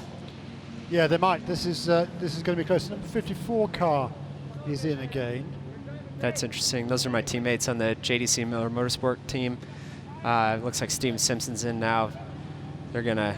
Oh, interesting. They're doing a tire change. So what did they go out on, and what are they putting on now? I don't know if Shay's anywhere near that. I can't quite see. Your eyes are better than mine, Britt. Are they taking slicks off and putting wets on, or the other way around? I want to say it's the other way around. Yeah, they're taking wets off and putting slicks back on. That's what it looks like to me. Looks like a 4-tire stop. Yep.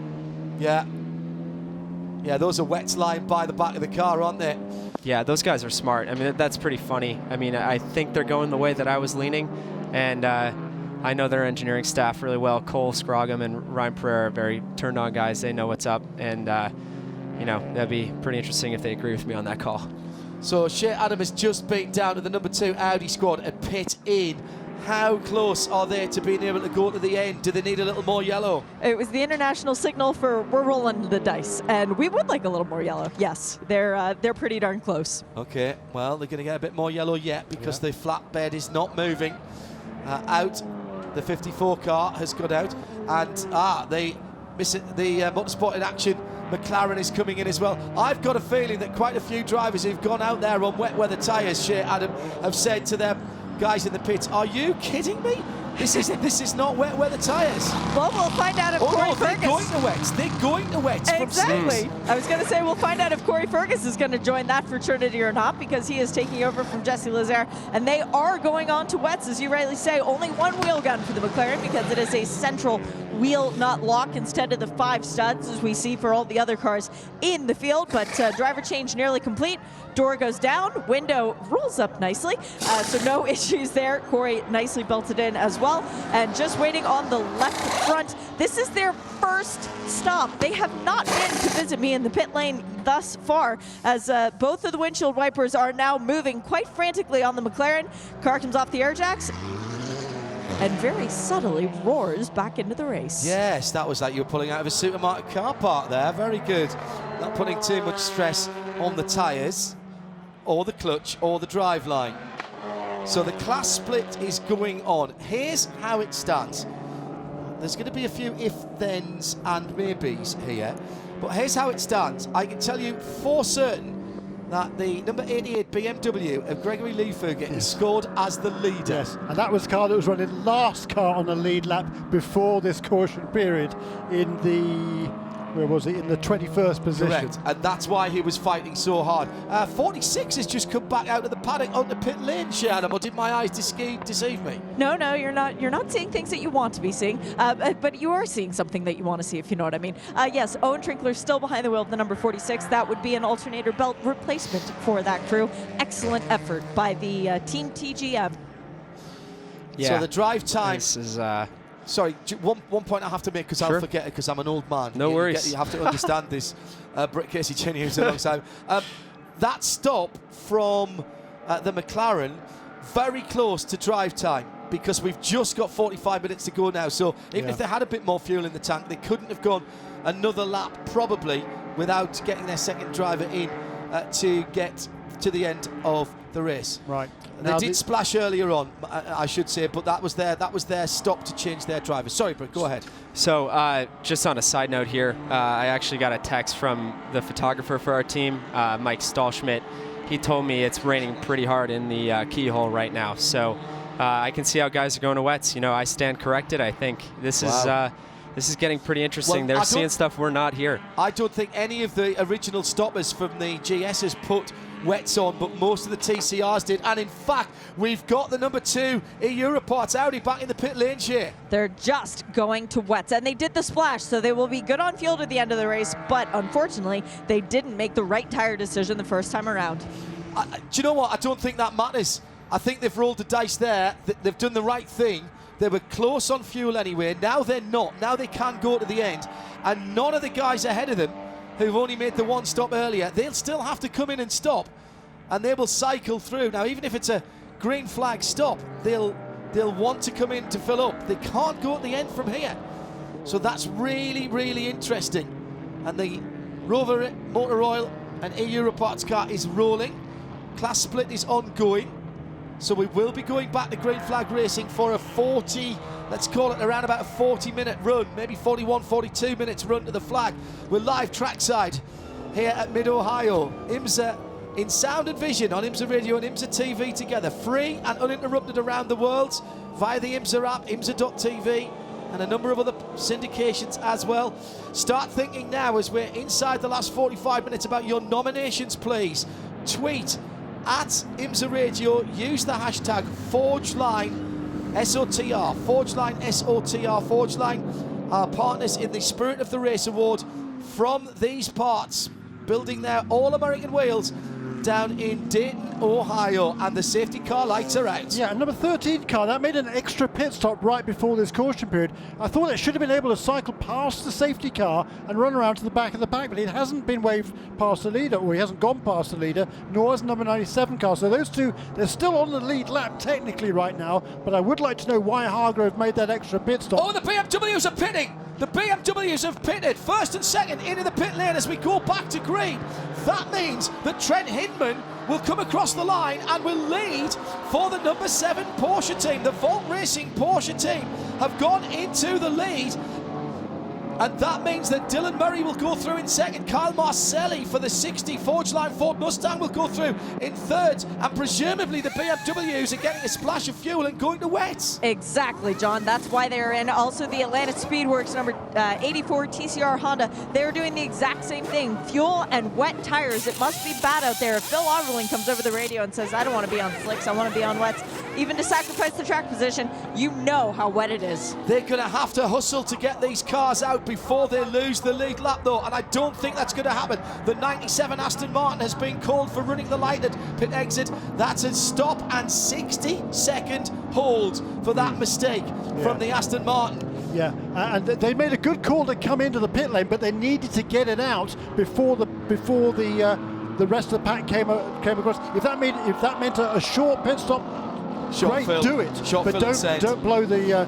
Fantastic battle for the lead. There goes the 59 going round the outside, and Kenny Wilton is trying to make up some positions there, and Bill Oberlin has got out in front of the leaders, so he's made his pit stop and managed to get back out. So the BMWs did get in. Now we've got some penalties for you. 97 we've talked about, 81 assistance from behind the wall, that's a drive-through. Wheel rotation on jack stands for the Mustang number 40, that's a drive-through. Now, because we've got a mixed-up restart, it's all getting a bit tasty as through goes the leader, Trent Hindman, and he's got a huge 1.5-second lead back to Dylan Murray in second.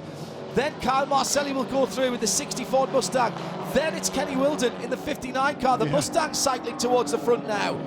Oh my goodness. Yeah, with Kyle Marcelli and Kenny Wildon, two very experienced Canadians, one at the opposite end of his career almost to the other. But Kenny Wildon is a two-time champion in this series in the past. He knows exactly what it needs to do to get to the front of this race. The remaining Alpha, the number 5 car, is in the pit lane, I think just for fuel by the look of it. There's no sign of any tyres, or is that a stop and... That's maybe, is that car getting a stop and hold? I can see somebody standing in front of it, an IMSA official with a timing device, so maybe that's a penalty as well. Meantime, TCR battles at the front of the field. The Veloster now has Mike Lewis behind the wheel with Tom O'Gorman in the number 37 trying to chase him down. So it's the same two cars, the 98 and the 37. They're amongst the BMWs who've just come out of the pit lane, remember, as well. So they're on cold and wet tyres. Sorry, they're on cold, wet tyres. The tyres aren't wet because the track isn't wet, but it's getting slippery. Oh, huge understeer from the guys. Yes, improper final wave by, a stop in 3 minutes and 2 seconds for that Alpha and the 52 car. Same, stop in 3 minutes and 2. So they got the wave, they took the wave by where they shouldn't have it. It's slippery, it's greasy, it's almost impossible to keep the car pointing in a straight line. The front wheel drive car's just absolute huge amounts of understeer as soon as you get on the throttle. And now if you're on wet weather tyres, you're smiling. If you're on slicks, you're going, oh, I'm going to have to pit again. Yeah, I'm going to eat my words on the on the slick choice there. I mean, everyone that pitted for rains, that's a good call. But it wasn't at the track was dry at the time. I always was told, go with the prevailing conditions. They took a chance. It looks good now. It could have easily have gone the other way. They could have burned their tyres off. Right, and I think we're just seeing it on the camera. We can't really see just how damp it is. I'm sure the guys in the car are just all hands all over the wheel right now. But this is one of the toughest tracks in the wet. Yeah. Jeremy, you were asking about the AWA Porsche, why it came back down the pit lane. It was a drive-through penalty for the 13 because when it came in for its pit stop just before that, they went to select neutral and instead hit reverse. So the wheels were spinning on the jacks. That's why.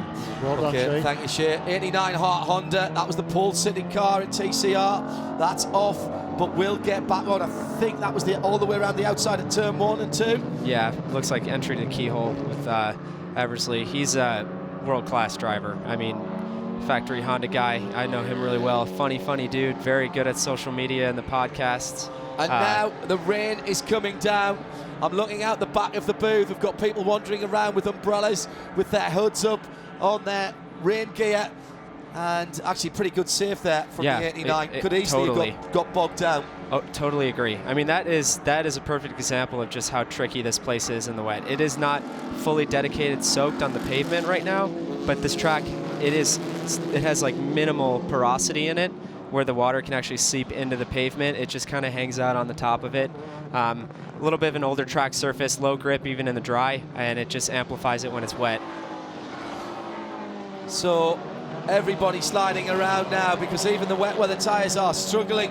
And remember, a lot of the GS cars at the front of the field at the moment are still on slick tyres. So let's see when the guys who stopped start to make their move through the field. Now we know that Tyler Cook is on wet weather tyres in the number 2. What was his lap time the last time around? That's what we need to be starting to watch, these lap times of the cars further down the field. The TCR cars are picking off some of the GS runners at the moment who are on slicks, because remember, pretty much everybody in the TCR field, when they came in for their one and only pit stop, they decided to go onto the wet weather Michelin treaded tyres. And they'll get them up to 10 pretty quickly with the front wheel drive cars at least. Yep. Trent Hinman leads the motor race. The number 7, very Volt impressively. Lightning Porsche. He's got nobody with him. He's pulled out to nearly 4 seconds now. Now the question is, and I don't know the answer to this, I've got a feeling he's still on slicks, which makes this a very, very good run, but how much longer dare he stay out? I suppose if he wants to win the race, he's got to stay out till the end, because he hasn't got a pit stop in hand.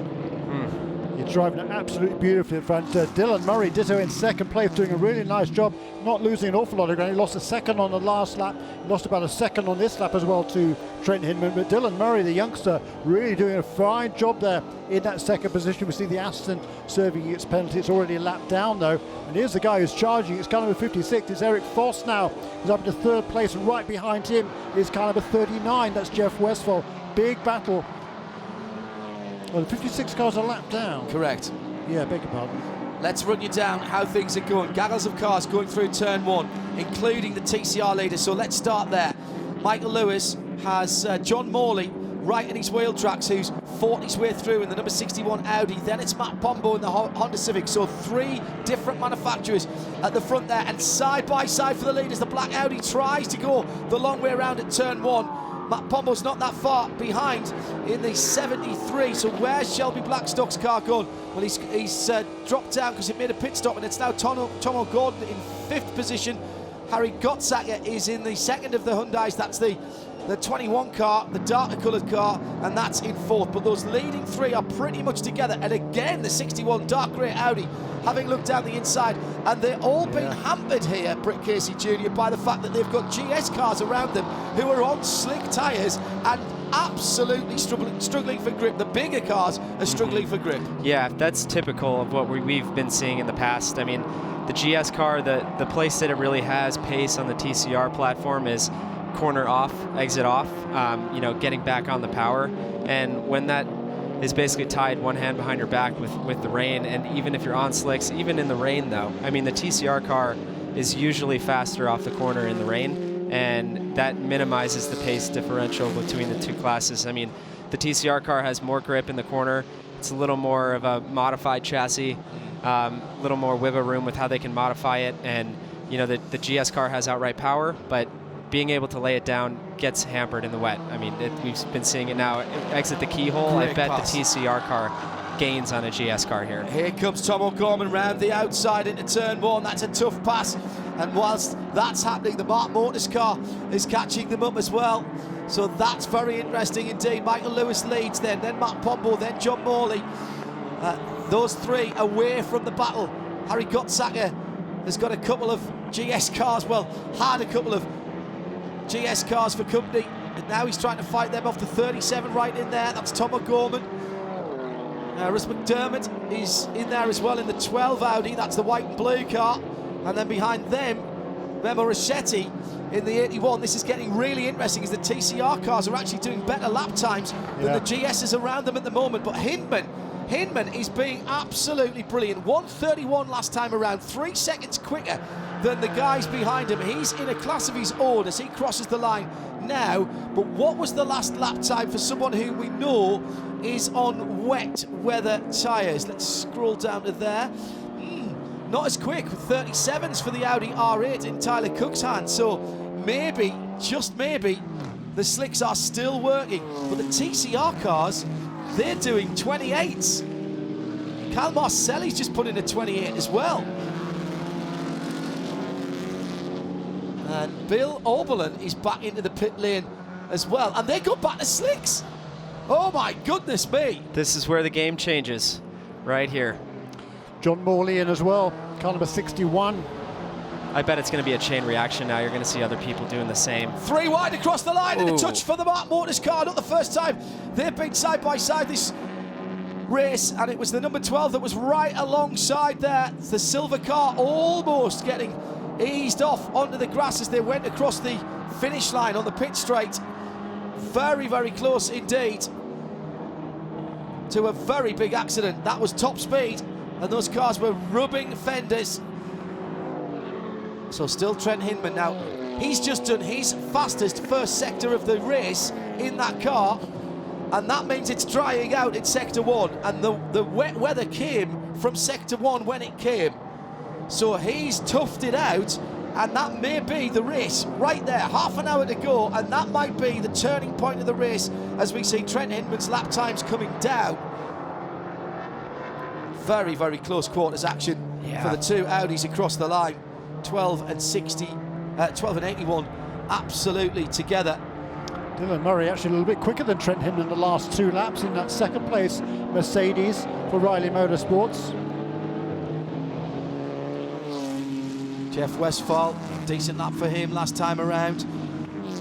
As Trent Hinman's in the 31s, 30 for Dillberry, as Jeremy just mentioned, so he's pulled a wee bit of time down. It's back under 6 seconds again now, 5.5. TCR battle continues between Michael Lewis and Matt Pombo. They're about a second apart. And then another little hip check there from the number 81 Audi. And he's dropped down a couple of positions. John Morley. It's Remo Rossetti now in 4th position from Russ McDonough. That's the 81, the 12, the 37. Tom O'Gorman. Then John Morley in the 61 car. But those guys are having a cracking battle through the GS field. They'll be loving this, the TCR. Nothing better than when you're in a car that is a quote-unquote secondary class to be mixing it with the big boys of GS. Agreed. Yeah, I mean, the TCR car, it's close on pace. I can tell you that, you know, in its full tilt form. I was fortunate enough to drive a full TCR spec one last weekend in a separate series. And I can tell you, when it's at full bore, they're fast. I did the 24-hour race a couple of years ago at Quarter in a GT4 car, and chasing TCR cars around Quarter is interesting, to say the least. Right, I bet the first 30% of that lap they're pulling away. I mean, that's all aero platform stuff, and the TCR car just has a little more downforce at the high speed, and it is extremely stable. Yeah, a lot of good feedback coming from any driver that's had a go in a TCR car. This 718 Cayman Club Sport, the Manthey Racing car. Matt Pombo and Michael Lewis for the lead in the TCR, 4th and 5th place overall. Number 98 car leads, turning virtually identical lap times again last time around. Yeah, a little bit slower than the leader though, and they're on wet tyres, remember. The 718 GT4 Club Sport from Trent Hinman again, 31-1, 31-4 from Dylan Murray. Dylan Murray is not out of this in the 35 Mercedes-AMG GT4 in second. Just 6 seconds behind, another 23 seconds further back, the Audi R8 of Jeff Westphal, the 39, that's the dark grey with the bright green on it. And then the 2 TCRs, it's not out of the woods. I'm trying to work out who's still got to stop before the end of the race. Hinman's been in twice, Dylan Murray's been in twice. That would suggest to me that they can go to the end. Jeff Westphal's only been in once. I think he's got to stop. Well, he came in with just about everybody else at that halfway point of the race, and then we had the extended caution after that. Tyler McQuarrie, I've been watching you for a couple minutes and you're pacing around here like a nervous thing. Can't believe what's going on. Is it more comforting to be in the car during these conditions? Absolutely. I feel like I'm at the hospital waiting for my wife to have a baby or something.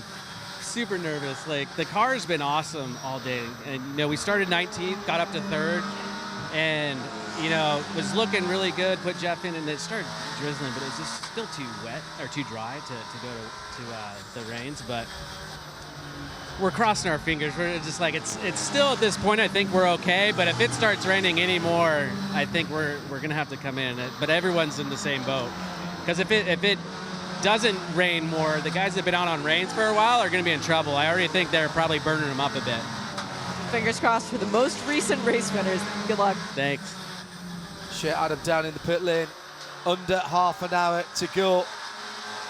And this one is shaping up to be an absolute cracker in both categories at the moment. Battles down the GS field, 11th position for the number 69 Mustang, but they've got some quicker TCR cars coming through behind them.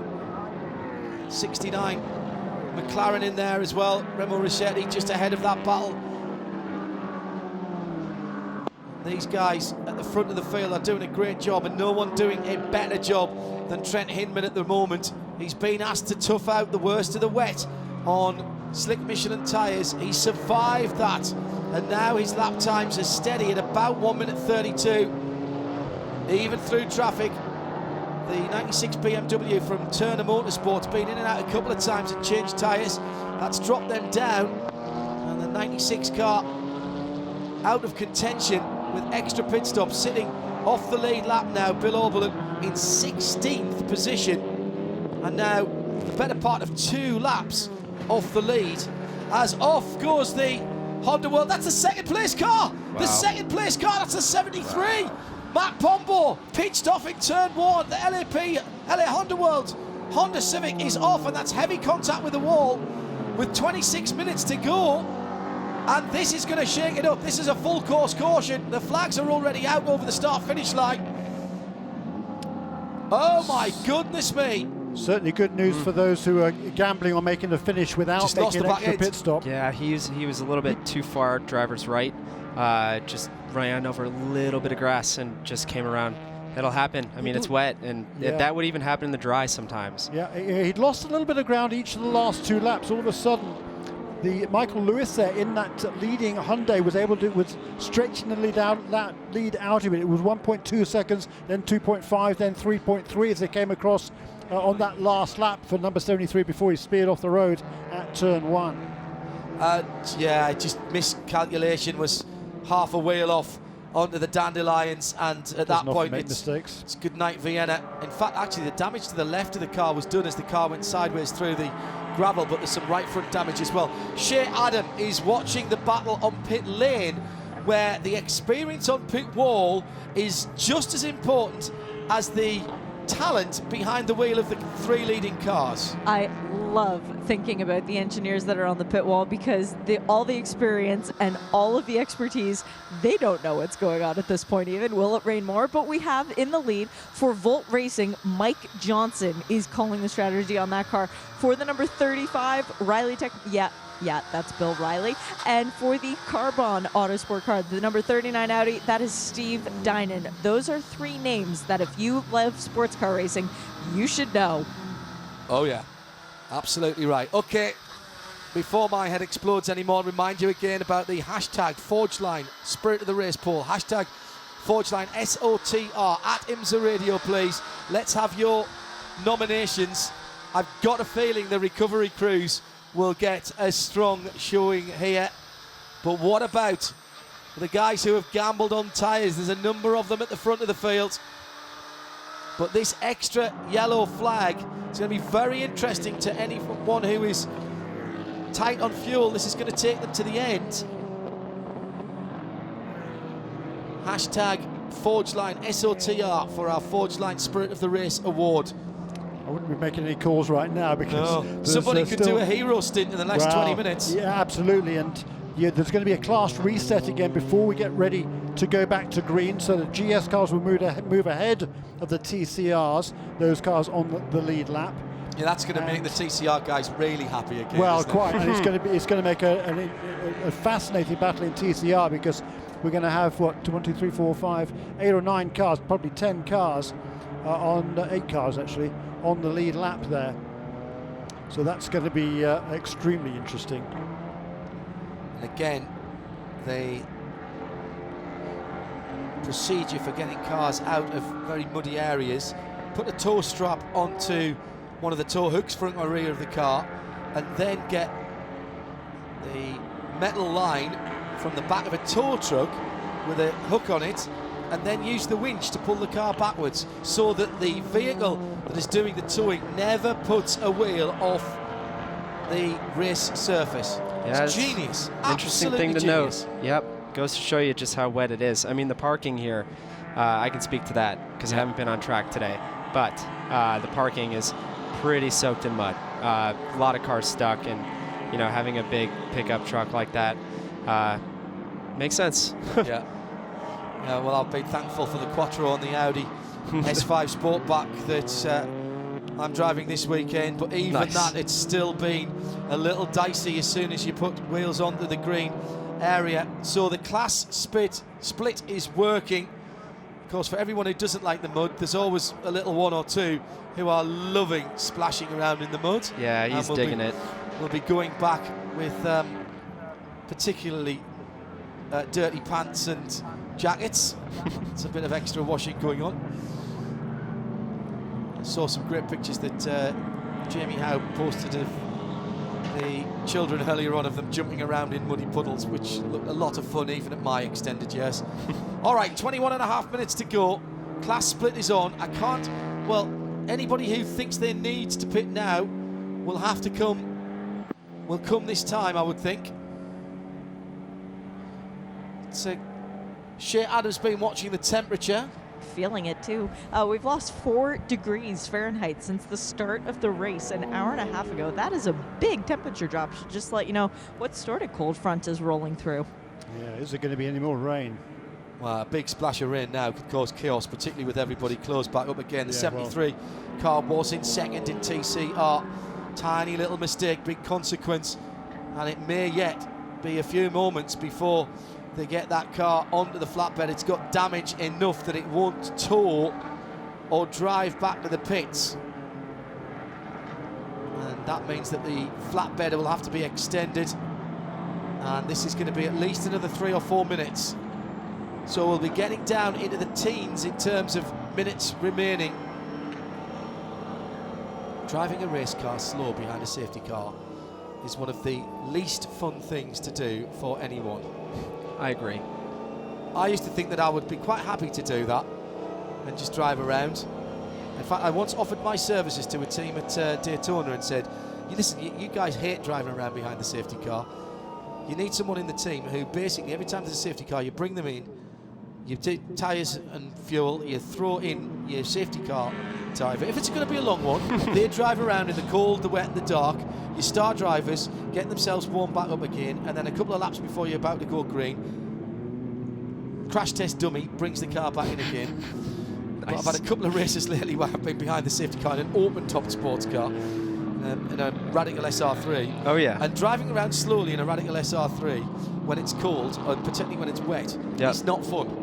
I agree. Yeah, I've actually driven a lot of those this year, just coaching for another team in a different series, and they're fun little cars. But you know, IMSA's where the home is, so you know, this is where I like to be. I enjoyed the SR3. I've never driven a downforce car before. So they're a workout on your neck, I'll tell you. Do you know, I probably wasn't going fast enough, to be honest, but it was across my upper body because you really haul the steering wheel in. I was at Donington Park, which is quite quick, no power steering as well. But loved that car, and thanks to Radical for the opportunity to do that and use my race license at least a couple of times this year. Shea, Adam, down in the pit lane. Would you like a glass half full sort of moment Go there, on, John? we like that. Optimism is good. All right, so Ryan Eversley went off the track bad, but he brought back a bunch of flowers and grass back to the pit lane. Again, bad.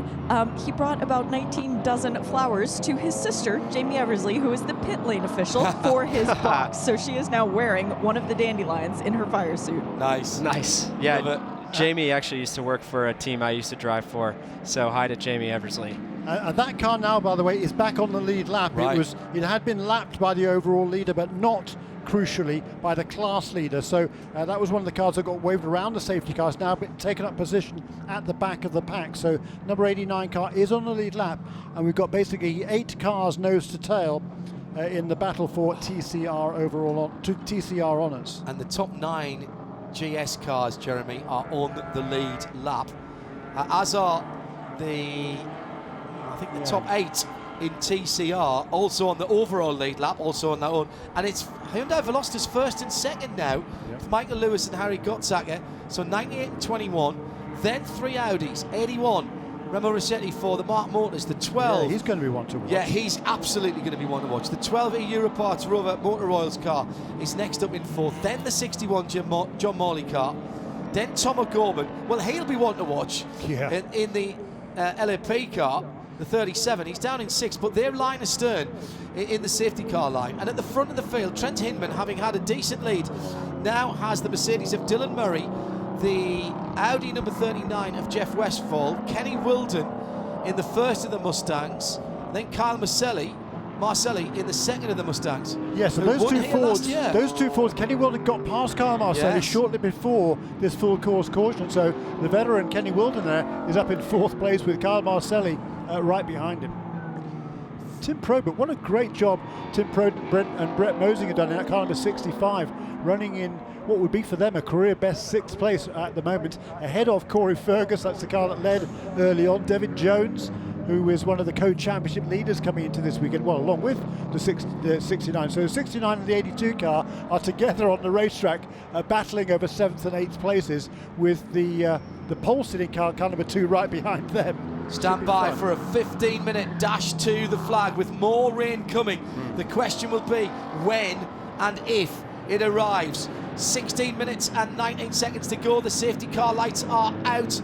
Trent Hinman with windscreen wipers going on that car. He's in the spray at the moment behind the bright opal fruit orange NSX. It's a fantastic colour, that car. couple of classic NSXs that I saw here yesterday as well. There was a dark blue one that my heart immediately fell for. So the restart here key, and remember, Britt Casey Jr., these leading cars are on slick tyres, so easy to spin up the rear wheels. Yeah, this is going to be the most important 15 minutes and 40 seconds of your life here. I mean, this is where track position and track knowledge pays off. And Britt Casey Jr. watches, as so do we. A great restart by Dylan Murray, goes to the outside, and that's forced the leader on the sub-optimal line through turn 1, and the Porsche is going to have some trouble on its hands going up to the keyhole. Both of the MGs starting to get the overlap, and the Wins car halfway up, all the way up alongside, but it's on the outside now. Has to try and cut back. They're trying to get the front tyres to grip, and sitting in behind them there is the bright orange Mercedes in 3rd position. That's been a good restart for that car as they go through. Where's the Audi? Where's Jeff Westphal? He must be further back down the field. So that's 65. Traffic. Is the 56 rather is the sitting in is a lapped car. So it's just the 2 leaders down at turn 4, and again the 35 of Dylan Murray tries to have a look. And meantime, the Murillo Motorsport car is trying to get its lap back, and he's going to get in between 1st and 2nd, and I'm not sure that's going to be particularly well received by the driver of the 35, Dylan Murray. 17 years old is Dylan Murray. He's really doing a fantastic job. Really had a breakthrough, I think, at Sebring. He drove a great race in the LMP3 car there, and also a really good race in his Mercedes as well. He's got a lot of confidence coming into this weekend. He's just doing a super job at the wheel of that car. Jim Cox, hats off to him too for a great first stint to get that car into contention, and as always, great strategy from Bill Riley. Yeah, and a really important moment as the 56 Murillo Racing car with Eric Voss at the wheel has gone through into 2nd on the road, but still a lap off the lead. Now, can he get after Trent Hinman and get his race lead lap back?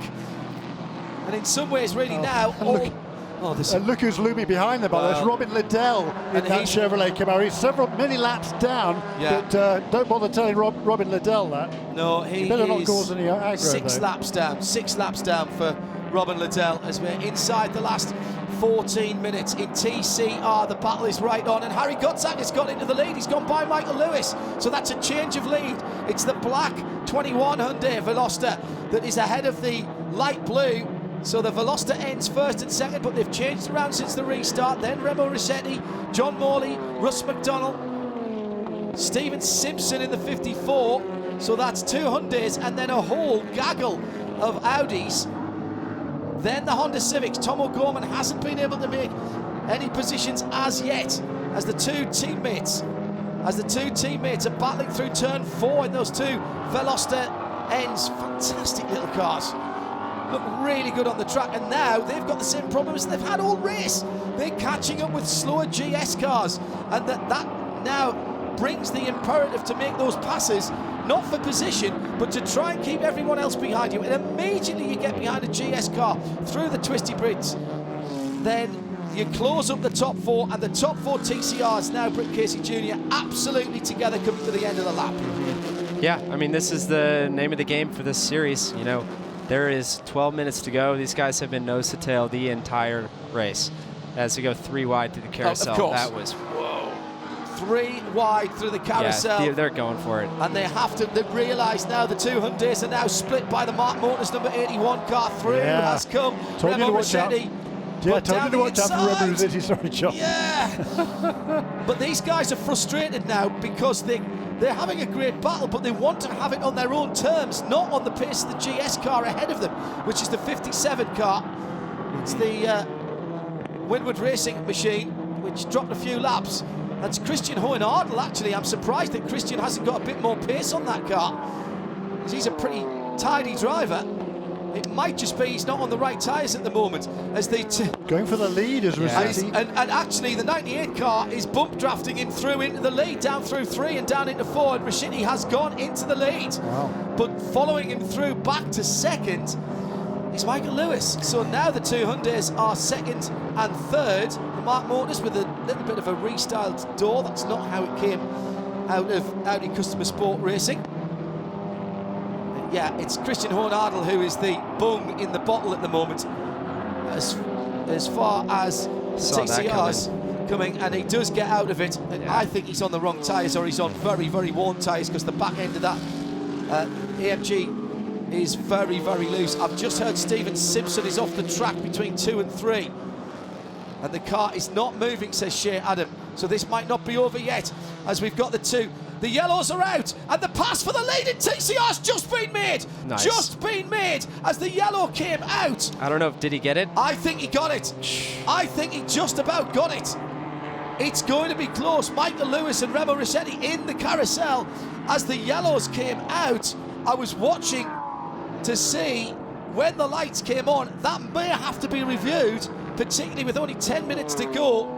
It was a heck of a move down the inside that was by Michael Lewis. That's a good one. I mean, that is one of the good spots to pass, where you can ensure that you're down the inside and you can get clear by the exit. But a lot of guys, they're able to stick it to the outside of you, and it is close. I mean, that was a great move. I don't think Brian Herter even knows in the pit lane, did we get it done before the yellow? Is pretty much what I could see him mouthing there, Jeremy. And the race engineer in the background there, smiling, talking with Mark Wilkins. That's John Ward. John Ward is one of the veteran race engineers, design engineers in this sport for many years. He worked with Dan Gurney's All-American Races, designed some of the most iconic race cars, including, of course, the Eagle Toyota Mark III that holds so many track records around the world. Yeah, fabulous guy, and what a guy to have on your timing stand. Let's remind you, hashtag Forgeline, SOTR, spirit of the race. Who gets it? The Hyundais have done well. They're getting some votes. But also Remo the Rossetti, guy... Mark Motors making their debut in this championship. Correct. Well, right there. And they've been... they've had a couple of hits this Trent weekend Hinman, as well. by the way. Trent Hinman leading the race. He just set his fastest lap of the race last time around. Yeah, he's a great guy. I mean, awesome driver, class act. Definitely one of the top American up-and-comers, if not already has been there. He is definitely one of the top dudes. And a 65 team as well. Just a brilliant job they have done. 6th position, that would be their best ever finish, wouldn't it, Jeremy? By a long way, yeah. Tim Probert has been given the honour they've had some thirds in ST. Yes, but in not the overall. Past, but not overall. No. Well, Stephen Simpson's car was one of the front runners in TCR. Yeah. Was sitting in the top 6 before it's ground to a halt. Now, what I can't tell you is whether it spun off and stopped or whether it had an issue. Big question is going to be, when did the yellow flag come out? And when was the pass made? This is a replay from a couple laps earlier, it looks like. Yeah, that was the original pass for the lead. Correct. This class split is ongoing again, so once again the TCR guys who have fought so hard to get by Christian Hohenadel in the Wimbledon Racing AMG GT4 are then going to have to do it all again. And of course it's going to close up the top 6 again, and that brings Ryan Eversley into the shout, by the way. The 89 car, the Hart Racing car, which was on pole position, which has strangely been off the pace today. Yeah, he's been struggling a little bit since the restart. He wasn't quite up with the leaders with this leading battle, having restarted right with them. 7.5 minutes to go, Jeremy. Brooke Casey Jr. joining Jeremy Shaw and me, John Hindle for the booth. Shea Adam is in the pit lane, and do my eyes deceive me? Or has the rain stopped again? No, I think it stopped again. Safety car lights are out. Looks like we probably get about 4 laps here. Right, take a little breath. No, take a deep breath. Fill your lungs, everybody. If you're here at the track, get up on your tiptoes. If you're sitting watching on IMSA TV at home, shuffle towards the edge of your seat, because this is going to be a cracker. Trent Hinman still on slick tyres on a very, very treacherous track. Coming out now of the carousel, gets a good restart. Dylan Murray has now got a car between himself, because there was no wave by there, of course. No wave by for the car in second, because it was less than 15 minutes between the yellow flags. Oh, and in some ways I'm a little bit surprised that Eric Foss wouldn't allow the other Mercedes to move past and maybe challenge Trent Hinman for the lead. As it is, Jeff Mosing in that car that's second place on the road but a lap down, he's protecting effectively the race leader Trent Hinman. Yeah, he's only 1 lap off the lead, of course. And yeah, so he wants to get past it. He does want to try and get by. He would have been hoping for the wave by, of course, but there was a class split, but not the wave by there. In the TCR category, the battle between the number 98, that's the Hyundai that leads, with Michael Lewis behind the wheel and Remo Rossetti in the 81 Mark Morton's, the silver Audi in second place. And there's about 3 or 4 cars lengths between them with just under 6 minutes to go. But once again, they've got Christian Hohenadel in that silver and blue AMG GT4 car ahead, and that car does not look happy in itself. It really doesn't seem to have a lot of rear grip. And side by side, coming out through madness over the top of the hill and down into the run between 9 and into 10. Once again, the 98 Hyundai is held up in the middle of the corner, and that's given the Mark Morton's Audi a little bit of encouragement. Goes to the right, goes to the left. Blue flags are waving here, but there's so many cars there, it's hard to know who it's for. Into the carousel. Round the outside of the carousel, this could be a really important move. What a that's move! Huge. What a move by the 98. Brilliant stuff by Michael Lewis, drove all the way around the GS car and followed round by second place Remo Rossetti, and we will get a great battle between these two cars. And you saw how aggressive the 81 had to make that move. As soon as the 98 got around him, it's like, okay, I got to cover that, got to get in front of this GS car just to stay with him. And the dark grey Audi next in line is third as they carve their way past more GS traffic. The 61 Audi is third, so it's bright blue Hyundai leading from in second place, the silver with the red stripe Audi, then the dark grey Audi in third. The second Hyundai has dropped off a little bit. Jerry Gottsacker, who had been leading, down into 5th position. Yeah, because John Morley got past him on that lap, so maybe it was a little bit of a contact between those two, caused that number 21 Hyundai to fall back just a little bit. Fastest middle sector of the race by Eric Voss in the 56 car, which is chasing down the leader and trying to unlap itself of the race by anyone. So that's how hard Eric is working with 4 minutes to go. And a new best lap of the race for Trent Hinman there, who's just doing a magnificent job, as is Dylan Murray right behind him. As they come across the line, there's still one car between those two. It won't be the white flag next time. I think we'll have 3 more laps to go. And that is 3 more brilliant TCR battling laps as the Mark Morton's Audi at number 81 closes in on the bright blue 98 Hyundai, coming through to finish another lap for them. It's going to depend where the leader is, of course, as to how many laps they've got to do. I don't think they'll be lapped. Don't think Hinman's got the pace. 1:28.2 last time around for Trent Hinman. The leading TCRs are doing 34s, but they're being held up again in traffic. And don't count out that 3rd place car. Round the outside again, that might be the wrong choice this time. The Mark Morton's car comes up the inside of turn 2. There's a crash. There's contact. That was heavy contact as well. Side by side, and that's going to cost the Mark Morton's car second position, and there may be damage on that car. He might be able to rebound here. I think he might keep down the inside here. Just got to outbrake the 61. Into 4. He's got pace. I mean, he's got pace on the leader, it looks like. Just need to find a way by. It's been great driving by all of the guys. Michael Lewis in that lead Hyundai for the guys at Brian Herder Autosport. He's just carved his way past the car that was on pole position. Yeah, you can see the 81 car has to follow the Hyundai. Whenever it takes a pass on another car, you just cannot let a car get between you two. It's just, as soon as that happens, it's over. It's game over. That was quite a heavy knock. Right rear of the Hyundai to left front of the Mark Morton's car. Of the race. Lost the change of the lead, mistake. Jeremy. Change of the lead in TCR. Small mistake coming through turn 12 as the rain starts to fall again at that part of the circuit. And through goes Remo Rossetti with 2 minutes and 6 seconds to go. The pass was made. This is good. Fastest lap of the race, Jeremy was about to say, presumably by our leader, was it? By our race leader, Trent Hinman, a 1:27.932 with spots of rain falling. That's amazing. Yeah, Jeff Westphal just put the Audi's fastest lap of the race in 3rd position as well. He's closing down on second. 1.7 seconds first to second, 1.3 second to third. But it's the TCR guys who are providing the grandstand finish at the moment, still being able to dangle the wheels. They're finding enough grip through turn 2.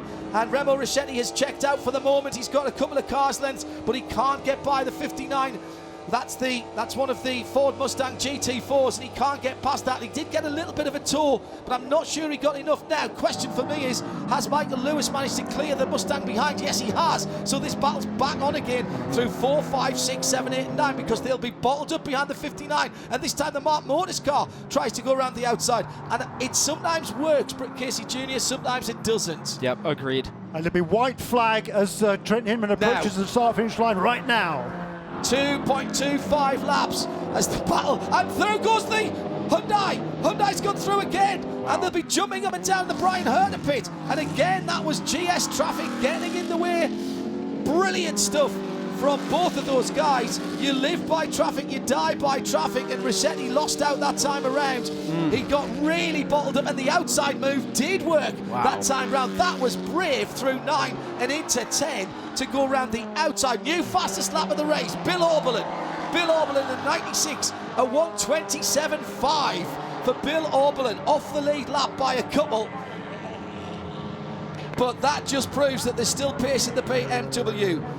It's going to be a win for Volt Racing. Alan Brynjolfsson started the weekend in the mud, recovered to qualify very nicely indeed in the bright highlight the yellow Volt Racing car, and Trent Hinman has driven a brilliant second half of the race. They've toughed it out when the conditions were against them and their tyre choice.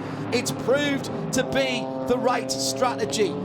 Battle for second is not over yet though, by any stretch of the imagination, as Dylan Murray has a couple of corners to go to fight off a hard-charging Jeff Westphal, the wins Mercedes versus the dark grey and green Audi, and he's there, you know.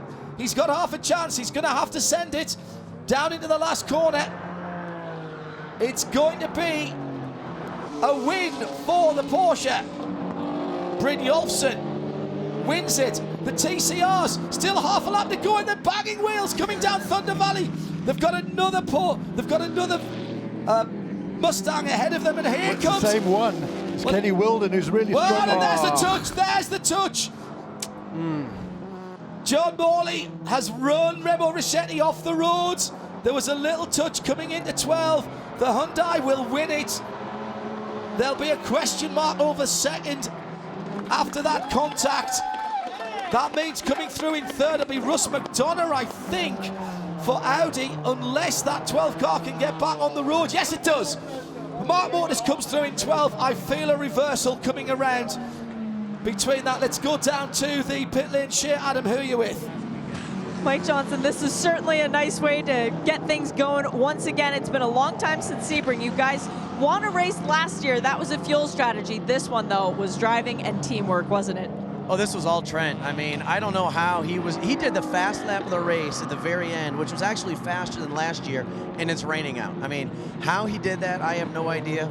You know, we were just calm and just letting him do his job, and he did an amazing job. And I think you saw that with him at Sebring in the GTD race. But, you know, it's been I mean, believe it or not, we've done a lot of races this year because we've been doing both series. We had a rough weekend at VIR, and this is a great recovery. And, you know, we're here for a long battle in this championship, and this is a great way to start kind of the short and the fast part of the season. Congratulations. Thank you. Well, my vote for Spirit of the Race goes to Brian Herter Autosport for that new Hyundai Veloster. Where is yours going, Britt Casey Jr.? What do you reckon? I'm going to have to give it to Trent. I mean, Trent Hinman, he put on a clinic there that second stint of the race. And through the rain, it's variable conditions. Good comeback for his teammate as well, Alan Brynjolfsson, who had to do his part at the beginning, Jeremy. He ended up in the bog early in the weekend. That hasn't phased him at all, and he did a great job in qualifying as well, Alan, it should be said. Yeah, what a tremendous race all around. So many stories here. I mean, the Mark Motors team, what a fabulous job they did to be in contention all the way through this race. Got punted off there with a couple of corners to go, but they're still going to come away with at worst a fourth place finish. So there's just so many stories. A great race, a really exciting race, really tricky conditions, but those laps that these guys were turning at the end in the closing stages, absolutely amazing. Well, you don't have to vote for them. Hashtag Forgeline, SOTR at IMSA Radio. The incident between the two Audis at the end. Well, do you know what?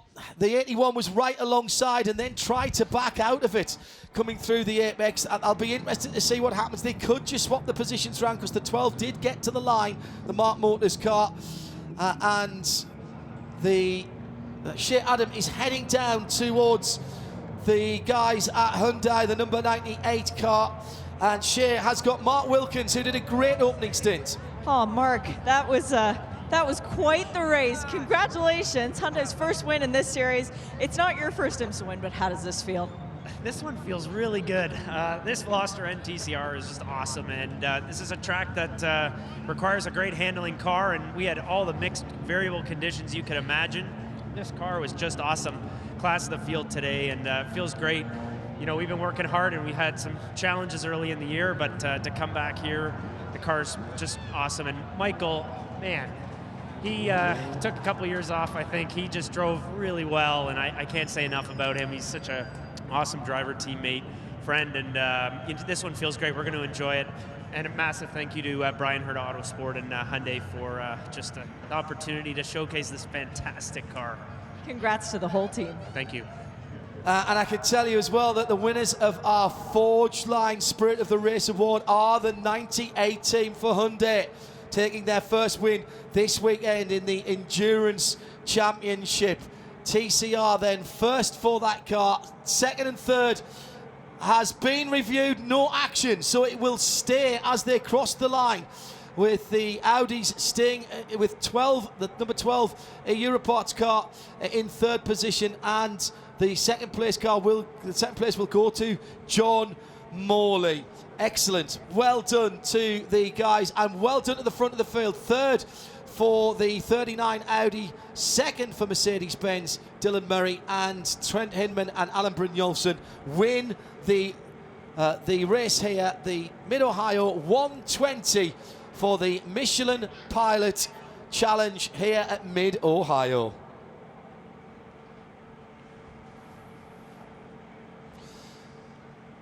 So brilliant stuff from everybody on the track here. Britt Casey Jr., some final thoughts for you, and we'll get some numbers from Jeremy after that. I mean, that was breathless all the way through. I mean, I know we had, 4, 5, maybe 6 interventions from the safety car, but my goodness, first of all, how good were all the cleanups? They were so quick. I agree. Yeah, that was a huge part of it. You know, getting the cars all off the racetrack once they were stuck and cleaning up the surface where they had gone off or brought debris back on. But variable conditions, I can't even tell you how difficult this place is in the rain, especially to race around it. You know, lapping's even more is difficult, but racing is a whole nother level. These guys really performed really well. There wasn't a lot of questionable incidents. You know, I think they put on a great show. Michelin Pilot Challenge is the place to watch if you want close racing to basically predict what's going to happen in the next race in the WeatherTech Series. Jeremy has the title standings as the excitement starts down in front of the podium. How's it standing in the championships? Well, it's getting it's still pretty close. In GS, the top two were tied on points coming into this weekend. Well, they finished just one position apart in 7th and 8th, but Jesse Lazaire and Corey Fergus will have the edge now by 1 point, 84 to 83 over James Clay and Devin Jones in the BMW. But in third place now, with another third place finish here, Tyler McQuarrie and Jeff Westphal, they'll be just 4 points out of the lead in third position. Oh. In TCR, Shelby Blackstock and Tom O'Gorman will actually extend their lead. They got 98 points, but jumping all the way from 10th in the points to second with the win today, Mark Wilkins and Michael Lewis, 98 to 82. Mason Filippi and Harry Gottsegger, who fell back on the last lap. I think they lost a position on the final lap to Ryan Eversley, not quite sure why, but slowed right down on that last lap. They will be still in third position, just 3 points behind their teammates. Well, with thanks to Forge Line for bringing us the Spirit of the Race Award, which has gone to the TCR winners, the 98 Herta Autosport team. Brilliant stuff from them all the way through. Honourable mentions for the clean-up crews and the recovery crews who did such a good job today. Michael Lewis and Mark Wilkins grab TCR. The result stands with the 61 Audi second and the 12 in third position. The 61 car was very, very far alongside. Very good. Enjoyed that race indeed. Yeah. What a cracker. And to be honest, Jeremy, that's kind of what we get every time here. It is. Again, lots of caution periods. We could have done with that, perhaps with a couple less than that. But boy, really exciting conditions.